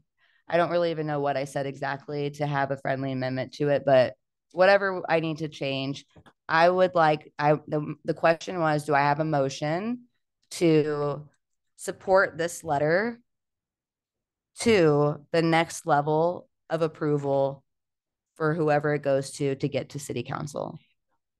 All right. And whoever that is, I don't know. We don't know. Name them all. City manager, city attorney, city council, and mayor. And then that was my friendly amendment. Oh, I think Justin has to accept. Okay. Both of. Yep. Second. First motion. Yeah. Second. Okay. So we have a motion to approve the letter of support, and we have a second from Commissioner Doulos. Do we have all in favor? Aye. Aye. Any opposed? I'm still confused on what was just shared, and it's not as clear for me. But as long as we're within our, because I thought it was just clear, like we can't give that, but then now we're making a motion to give that. And that's what I got confused about that. I apologize. And it may just be the way that it's worded or said. So I apologize, but I would like to better understand what's being asked. Does this mean that we're voting on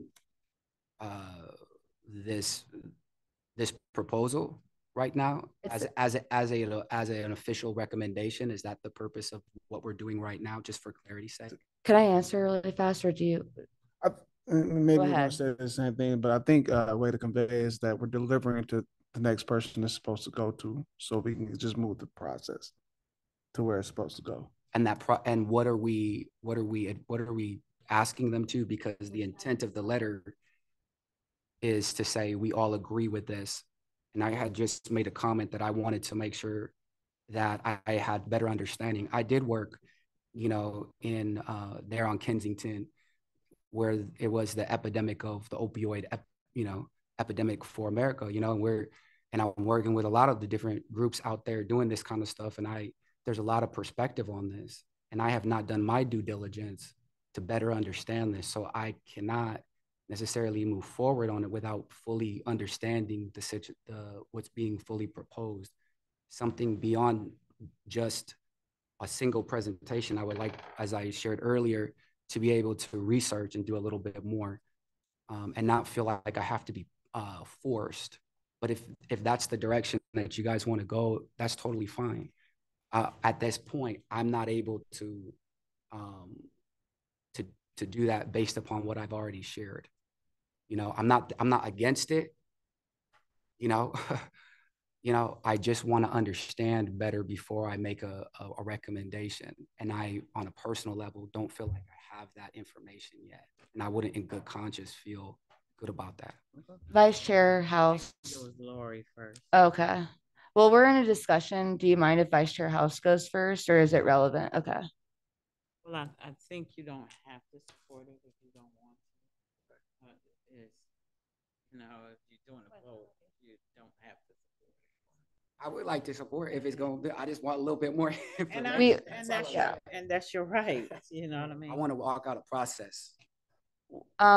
Really fast, and then Lori, this is a majority vote, so you're entitled to vote no, Commissioner Jackson.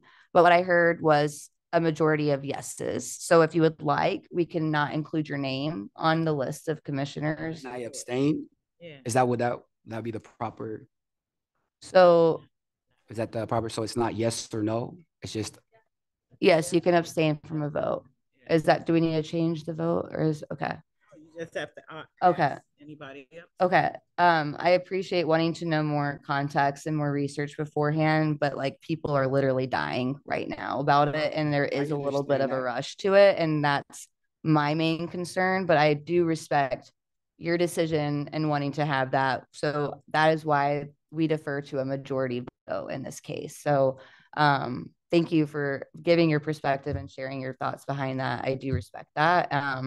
So I think we could maybe write people's individual names on the commission. I don't know how that could look, but we voted to move it forward to the next level. Lori?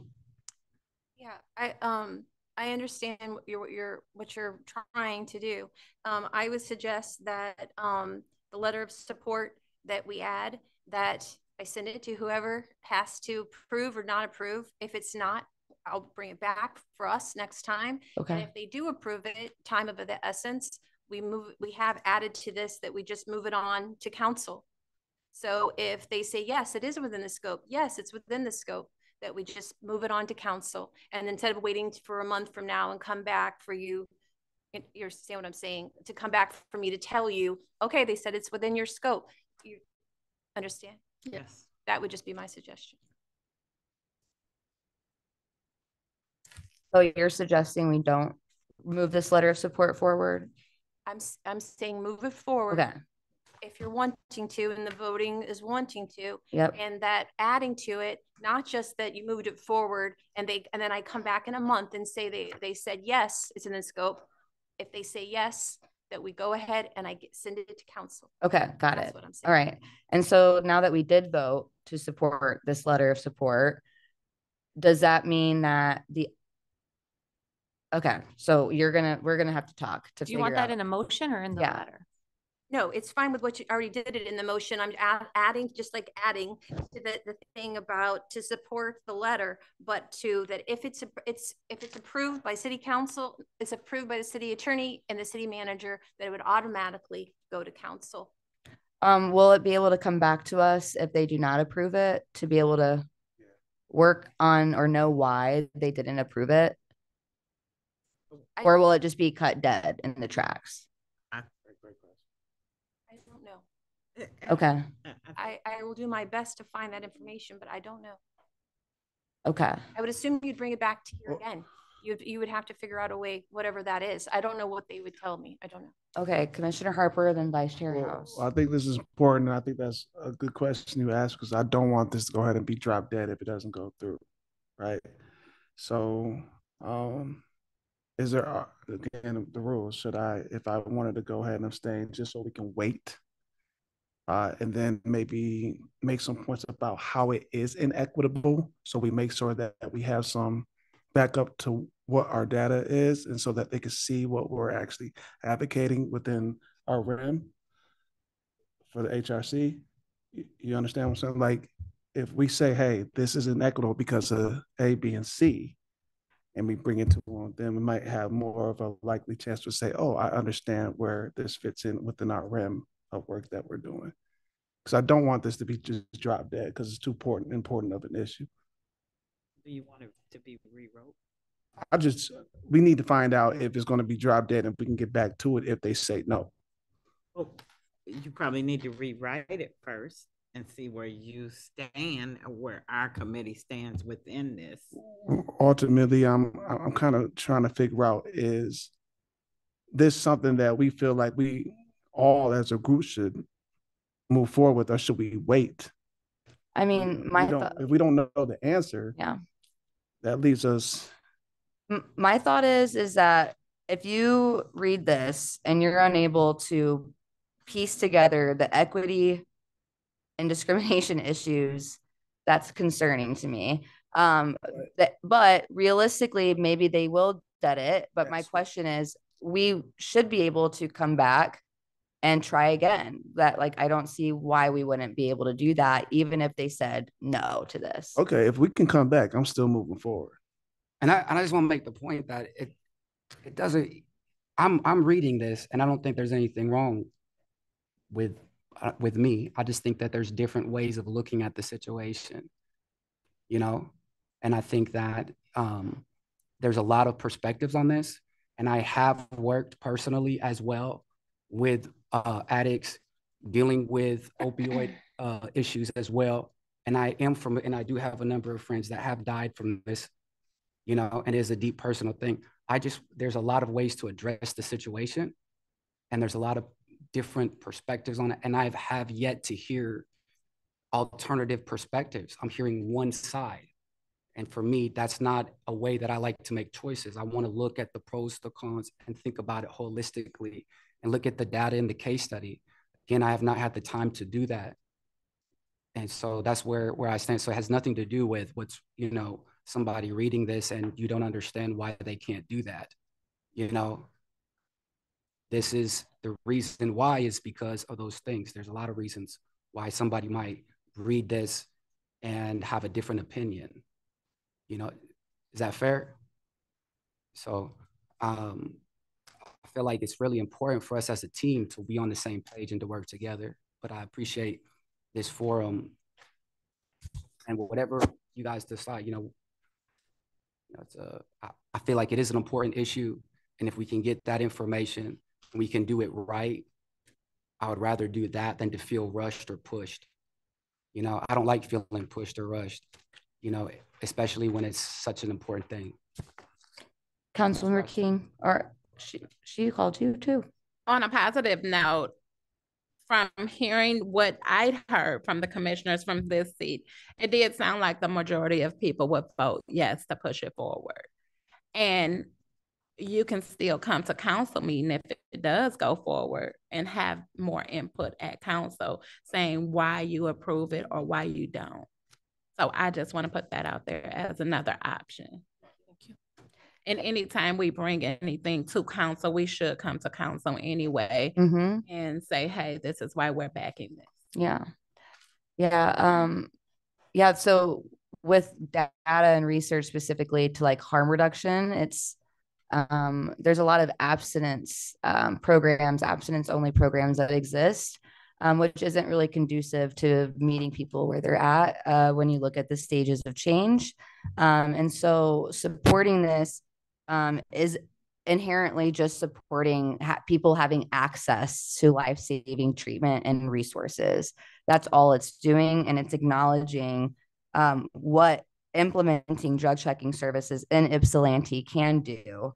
And so again, I believe we all voted in support of this. If there's a motion to redact that vote.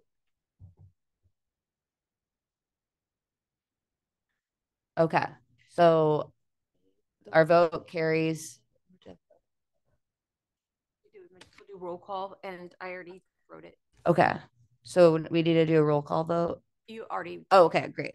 Okay, so we're moving forward with this, and we will connect to figure out if it was said no, and if there was a no, we will inquire to know why, and we will try again. And add it to the next agenda item. So thank you for the vote of support.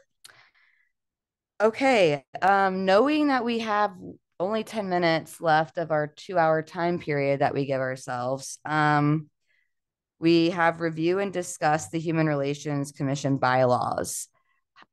We did receive those in an email from our former staff liaison, Katie Jones. I think that it is worth reviewing those individually in your own time to be able to have a better, robust conversation about that. I also think it might be worth tabling this item to the next agenda with also maybe an updated list of procedures too, to review. Since maybe there's been some updates. Do people feel okay with doing the review and discussing the bylaws at a next agenda meeting? Yes. Okay, can I have a motion to move item 7C? Can I interject first while we do D2, because we still got to do public comment on these other three. So can we just move up on? I'm sorry, I just want to add something too. The community forum was canceled, and so you need to do a motion that they're bringing that back out, that it's canceled. Okay. So I do want to discuss working subcommittees, but I think we can talk about maybe some ideas of what those working subcommittees can be at the next agenda. So do I have a motion to move items 7C and D to the next agenda? Motion. Justin, motions. Do I have a second? Second. Okay, Commissioner Jackson seconds. All in favor? Aye. Aye. All right. Any opposed? All right. Moving on to our second public comment, where people in the audience get 3 minutes to share. Please state your name. And your name and where you are located for the record. And I'm sorry, I don't. Oh, we still have to do. That's where we do the vote, is right there, not yes. the proposed business. Yes, okay. we have. Yes. Okay. That's for next time. What do you got it? Okay. For the agenda. Yeah, no, and we're now in new business again. Pause, everyone, on public comment. Apologies. Do I have a motion to cancel the August 21st community forum series for mental health that was scheduled for 6 p.m. that day? Do I have a motion to cancel that due to lack of facilitators with scheduling conflicts, etc.? Motion of cancellation. Okay, I have a motion from Commissioner Harper. Do I have a second? Second. Second from Commissioner St. John. All in favor? Aye. Any opposed? Okay, great. Thank you so much. Yes, now we move into.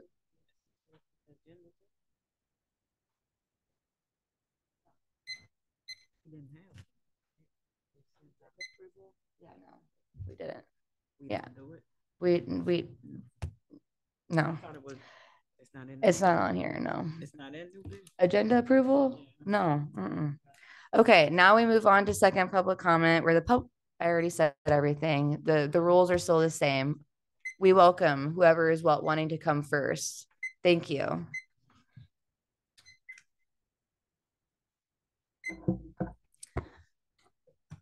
Amber Fellows, first I just want to thank you all for doing some great work. It's cool to hear from new people and hear some personal stories and how you're all connected to these issues. And I'm also just really impressed that people are kind of on top of looking at things and not just accepting what you're being told. Aside from that, though, this was an incredibly frustrating meeting to sit through.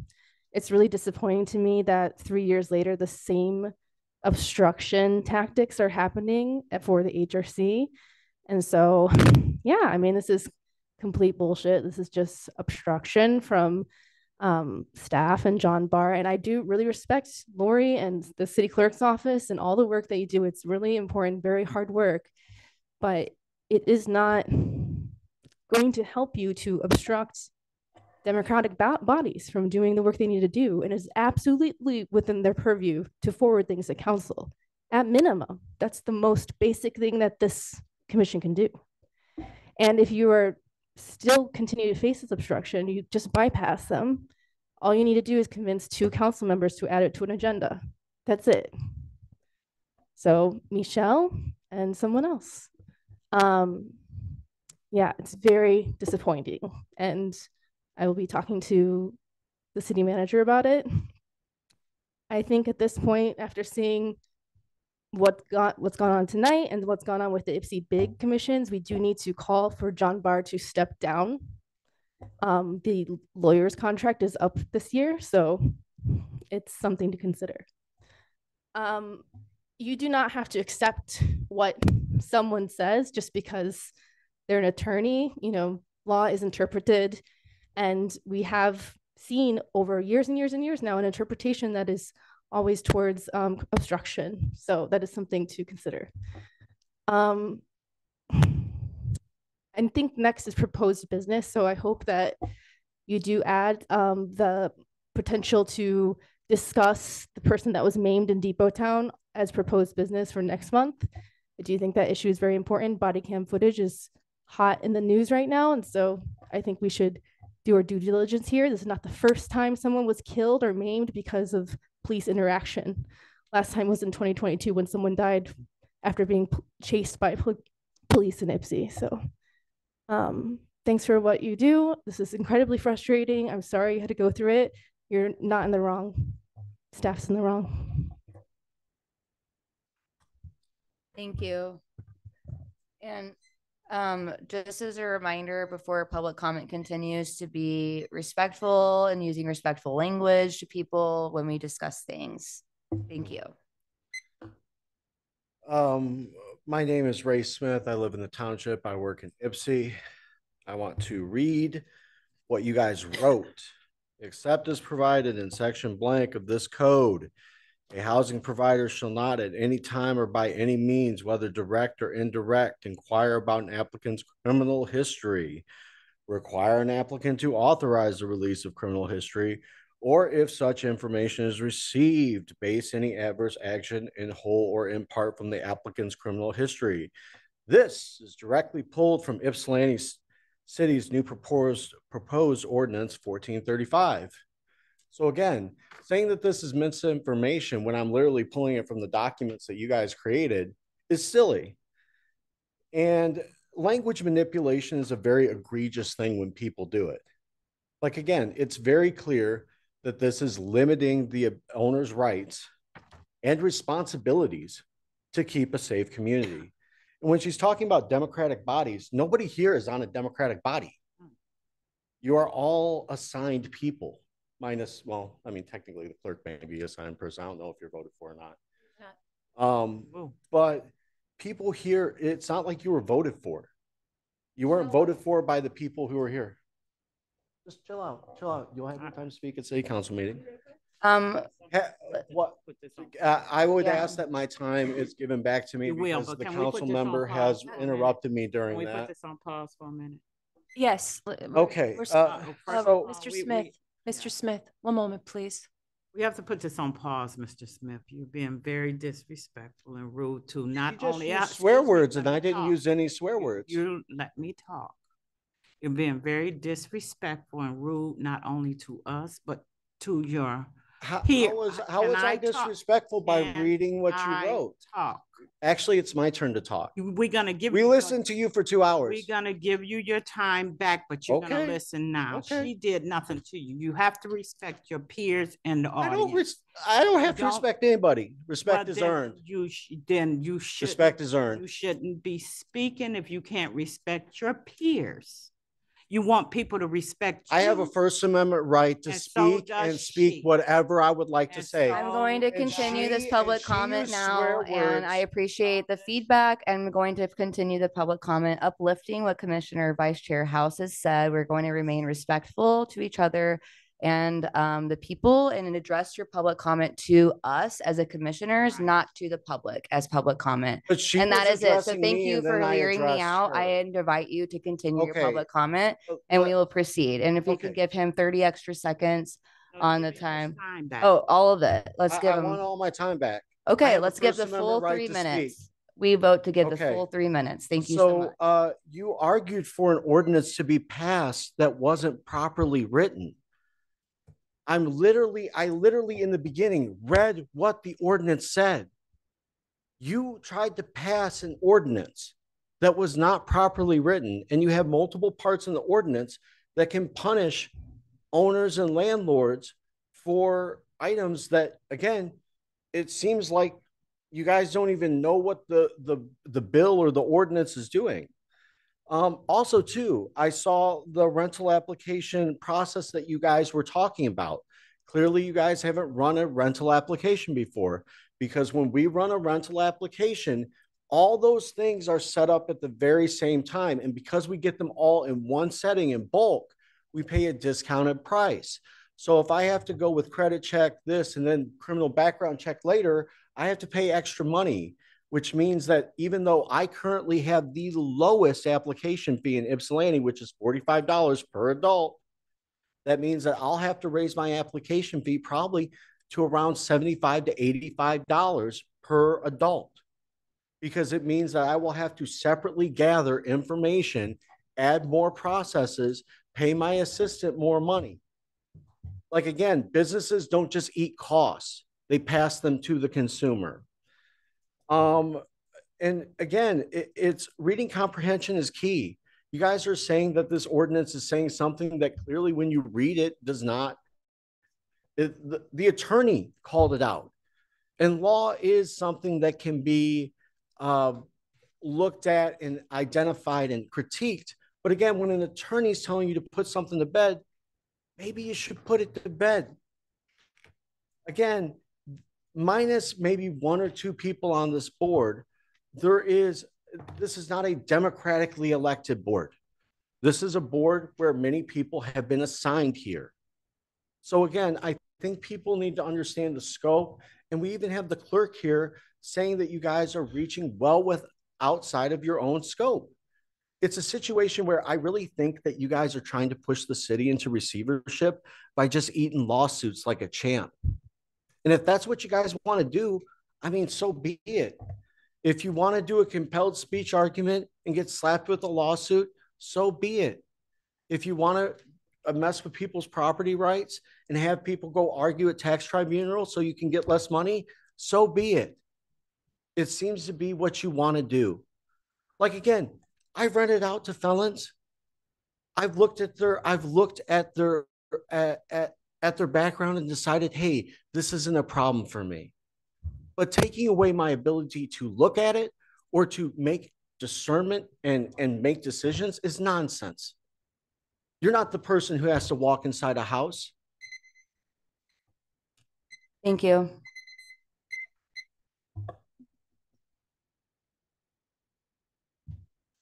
You are actually bringing up, oh, go ahead, please. Come on up. And please state your name for the record. Thank you. Hi, my name is Evelyn Roberts. I own rental property here in the city of Ypsilanti. I'm a realtor and I professionally manage properties for other people. I'll say that I personally own 3 rentals that have convicted felons in them. I was able to review their convictions and use my good judgment and a bit of empathy and place great people into properties, great properties that, you know, needed homes. Or they needed a home. And I know many other property owners, ones that I manage for, and just other people in the community that do the exact same thing. And, you know, here in Michigan, we recently voted overwhelmingly, my body, my choice. This is a matter of my property, my choice. You know, my risk tolerance might be higher than someone else's. And that's something I'm okay with. But y'all keep using the term unreasonable risk when a lot of times there's clearly risk. There's a lot of risk when I've been doing this 14 years and I've seen truly horrific things in rental properties, you know, and with tenants. And the amount of property damage that can be done. And if we can't even conduct a basic background check, you know, how can we, as the owner, determine that risk? You know, it's our property, it's our investment, it is our nest egg. You know, lots of us, we're not investing in the stock market, we're providing housing for people that will eventually retire from. Like, that's what we're doing. Like, do you know how much it costs to repair a hole in a wall? Like, charge a handyman charges for, or to fix a door that's been broken? Like, these are expensive things. And how is a group of people telling me that I can't conduct that risk, I can't make that assessment on my own? And just making this ordinance that won't allow me to check and for crimes that it hurts members of the community. It hurts tax paying members like myself. We're paying higher taxes, 35% higher taxes than homeowner occupied properties. And if this passes, you're going to see properties go up for sale, ones that are currently tenant occupied. Those ones, leases are going to end and they're going to put homeowners are going to buy them and they're going to live in themselves. The amount of affordable housing rental units is going to go down in Ypsilanti because of ordinances like this. And that's all I have to say. Thank you. Could you repeat your name for me again? Evelyn Roberts. Thank you. Any other comments in the public?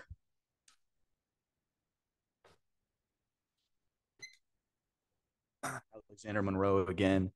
Again, I'm just up the street here on Huron. First off, I wanted to thank Commissioner Jackson for meeting me outside of the commission here so that I could kind of go back and forth and discuss how property, you know, some of the things work with property management, with fair housing. I'm no fair housing instructor by any means, but as a real estate licensee, we're required to take so many continuing education credits, which includes fair housing, on an annual basis. So that's something that we're usually inclined or somewhat prepared to deal with. I also wanted to echo an option or an idea that Chair Layton brought up before, which is having a working subcommittee. I think it would go a real long way to have a more of a roundtable discussion where the real estate professionals are able to do Q&A and back and forth rather than waiting 2-3 hours for their brief 3-minute comment. Mm-hmm. As far as misinformation went, yeah, I have to agree that the phrase "at any time" in the initial iteration of this ordinance, that means any time. If we're housing professionals, we have to err on the side of caution. So if we're not sure that we can't do a check, we can't. Our own insurance as professionals won't allow us to repeatedly create risks for our clientele if we're managing other people's properties, which frankly I don't. I'm a realtor and I'll manage my own properties that I'll renovate and rent out, but I am in the business of providing mid-income affordable housing around that $1,000 a month mark or below it. And I will say, since coming to the city around 2011, affordable housing is essentially going extinct in the city, and it's becoming something we're just simply running out of. We don't have enough doors for as many people. And that brings me to the question of, I've heard it repeated several times here that discrimination is happening all around us. I think for this commission to gather that information and sort of suss out who's doing it and how much of it there is, I think that's a noble pursuit. But I don't want to religiously go around saying that people are being discriminated against and throw good practitioners under the bus through that. So I would like to see sort of the tracking system and all of that.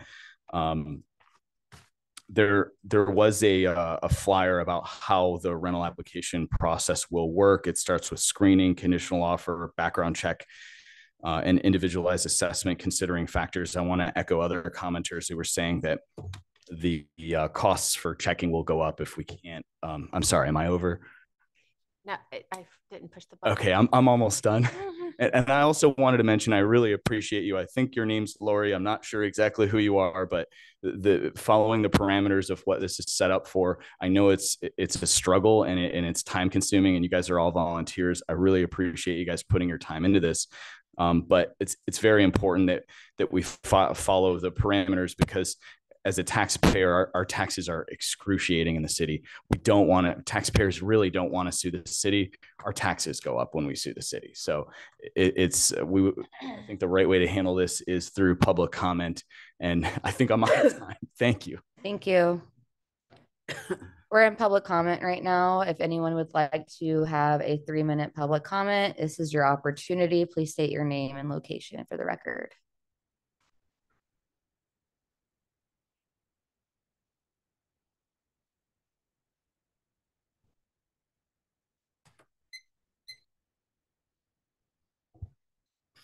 You started that time. Yeah. Moving forward, just figure it out. All right. I want to start the Core Nipsey Township. Thank you guys for your vote to try and move this forward. I talked about some issues that I had been noticing with city staff. I've been at a lot of city council meetings and YPAC meetings since last year, and there's been this trend where both commissioners and elected officials are treated like they do not have the education, the background, or the ability to hold their office true to what their title is. And I think it's really inappropriate for city staff to, on the public record, consistently question and undermine elected officials and appointed commissioners. And that is 100% not within the ethical bounds or the purview of any city staff, because at the end of the day, the elected officials are here because the people voted for them, and these commissioners are here because they were appointed by those elected officials. So I don't know where ethical concerns with city staff are forwarded. But I do think that there needs to be a question as to why city staff feels like it is their job to lie and to undermine commissioners. And so just so that we're 100% clear, because everybody has Google, the legal definition of conduct is to perform or undertake, whether directly or through an agent or contractor. It means to back, promote, organize, manage, carry on, sponsor, or prepare for operation. So that's the legal definitions of conduct. You are 100% within the scope of what you guys are allowed to do as a commission, to conduct those town hall meetings and to forward a letter of support to city council, because that is actually all you're supposed to do as an advisory body, is support things or forward things to city council. And the way that you do that effectively is by engaging the community that you're a part of. And just, I appreciate you wanting to know like all the facts, and just to be clear, I mentioned this in the presentation, but Michigan is still very high nationally in fatal overdoses. Out of those, Detroit is obviously the highest. The second highest in Wayne County and all of Washtenaw County is Ypsi City, and then Ypsi Township. And even though we have seen overdose deaths trending down overall, they've still been going up in the Black community, which we do have a lot of Black community members in Ypsi Township.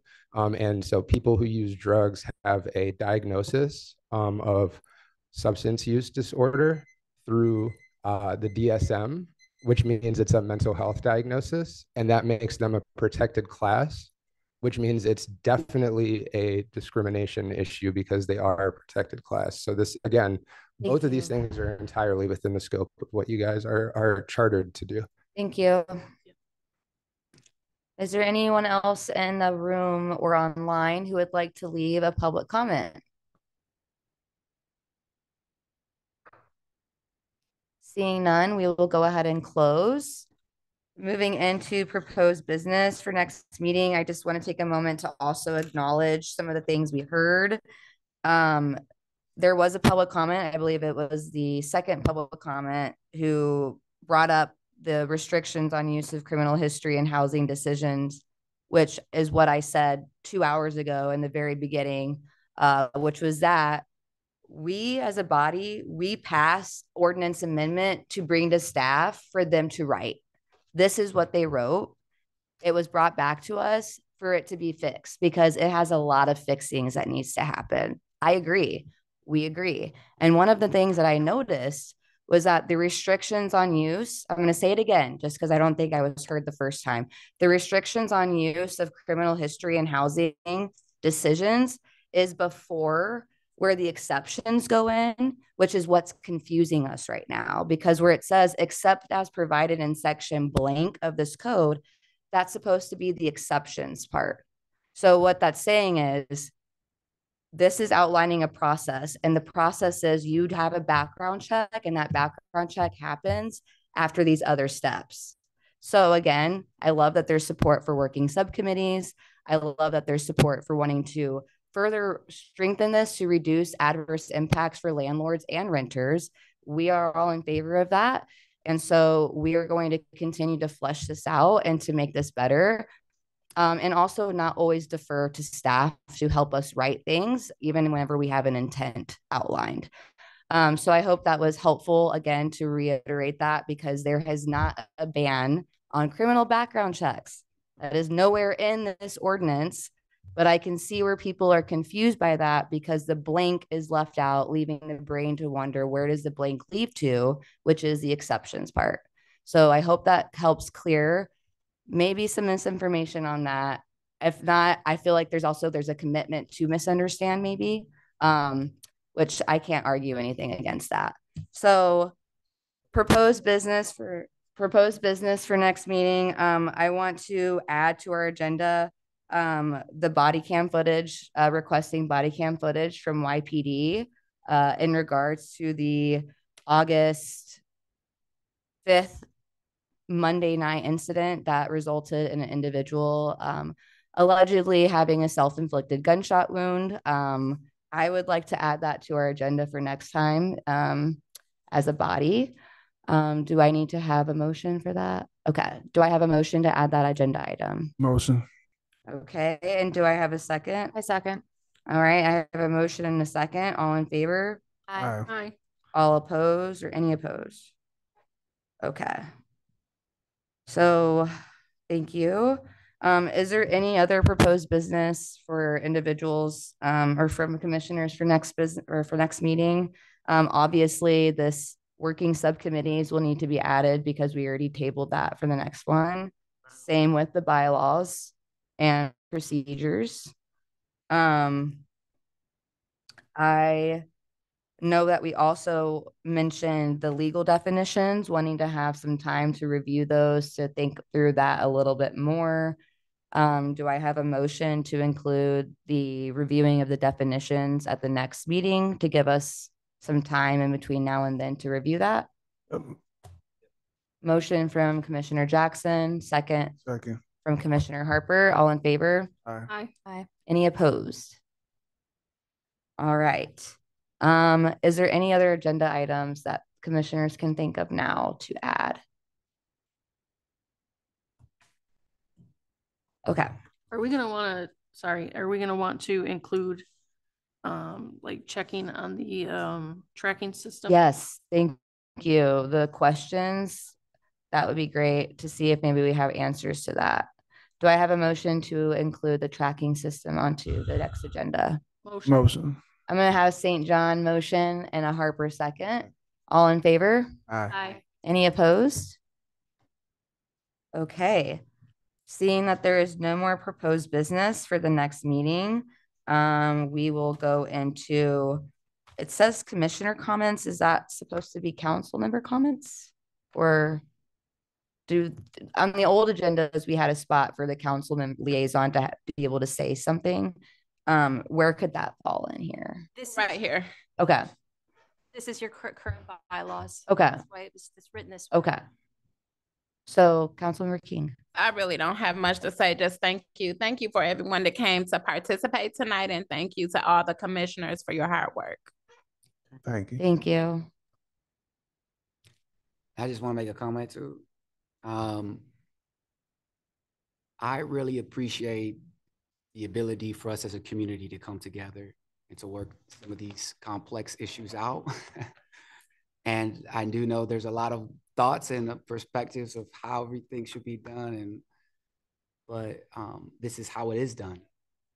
This is the process. And I just want to echo the sentiments that was just given. Thank you. And I appreciate every single one of you for the input. And I thank you again, the head of our chair. Thank you for your leadership here too. And for everyone on the commission. So very grateful to be part of this process. Thank you, Lori, as well, for your hard work. I say all of that because I really think that it's important for us to continue to cultivate a culture of honor. And an understanding that of a learner's mindset that we're just learning. And that's a process, and to give each other grace through that journey for one another. And to see the best in one another. Thank you. It's so easy to jump to conclusions and demonize people because they don't agree with you, or they think differently than you, or look differently than you, or have a different background than you. But the ability to uphold the dignity and the honor of each individual is why we're here and what we're fighting for collectively. And thank you, commissioners, for your hard work here. Thank you, Commissioner Jackson. Vice Chair House. In closing, thank everybody too. Thank you, Lori, for coming on. Thank you, Councilwoman King. I just want to say that we have to uplift each other. We all are residents and taxpayers here, but we're people first. Respect has to be given, and respect will be given back. We don't want no one attacked in the audience. We don't want no one attacked up here as well.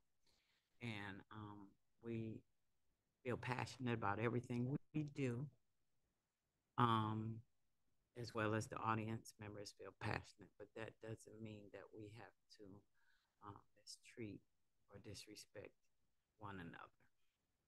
Thank you, Vice Chair House. Is there any other commissioners with feedback or comments? Commissioner Harper? Pretty much you all said, I think relative to what I've been thinking, kind of going back to like the landlords and the renters to be able to go ahead and figure out where we can meet so we can have some progress with both groups. I think if we could work towards that, it's a win-win. So I think if we have that mindset, I think that will help us go further, so. And I just want to make it, if there are people that are wanting to connect or have a conversation with it, at least with me, I think maybe the invitation might be for other commissioners as well. We're here to listen, to learn, and to discover better solutions for these complex challenges. So I'll make sure my information is out there if anybody wants to. Some of those forums included those landlords, remember? So I also want to just real fast uplift that we are all volunteers here, and I really do appreciate people being in the audience. Actually, even though there are people with differing views, it's really nice to be able to see people's faces. So thank you for taking the time out of your day to be here, because you're not being paid to be here, and neither are we. So it's really appreciated. There's only 2 people who are being paid to be here, and some of that is very barely anything because of salary issues.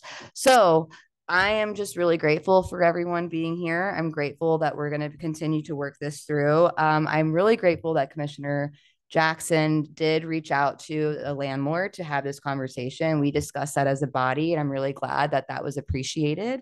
And I'm also open to having more dialogue in the community. Any other commissioner comments? Yeah, I piggyback. I'm open to have conversations. If there's any insight I can go ahead and learn from anybody, hey, I'm open ears, open mind. Thank you. All right. Well, that moves us into adjournment. Do I have a motion to adjourn the meeting? A motion from Vice Chair House. Do I have a second? Second from Commissioner Jackson. All in favor, say aye. Aye. Any opposed? All right. A meeting is adjourned at 8:23 p.m. All right. I wanted to hear. Wow. I want to slap that man. Can I get? Aww.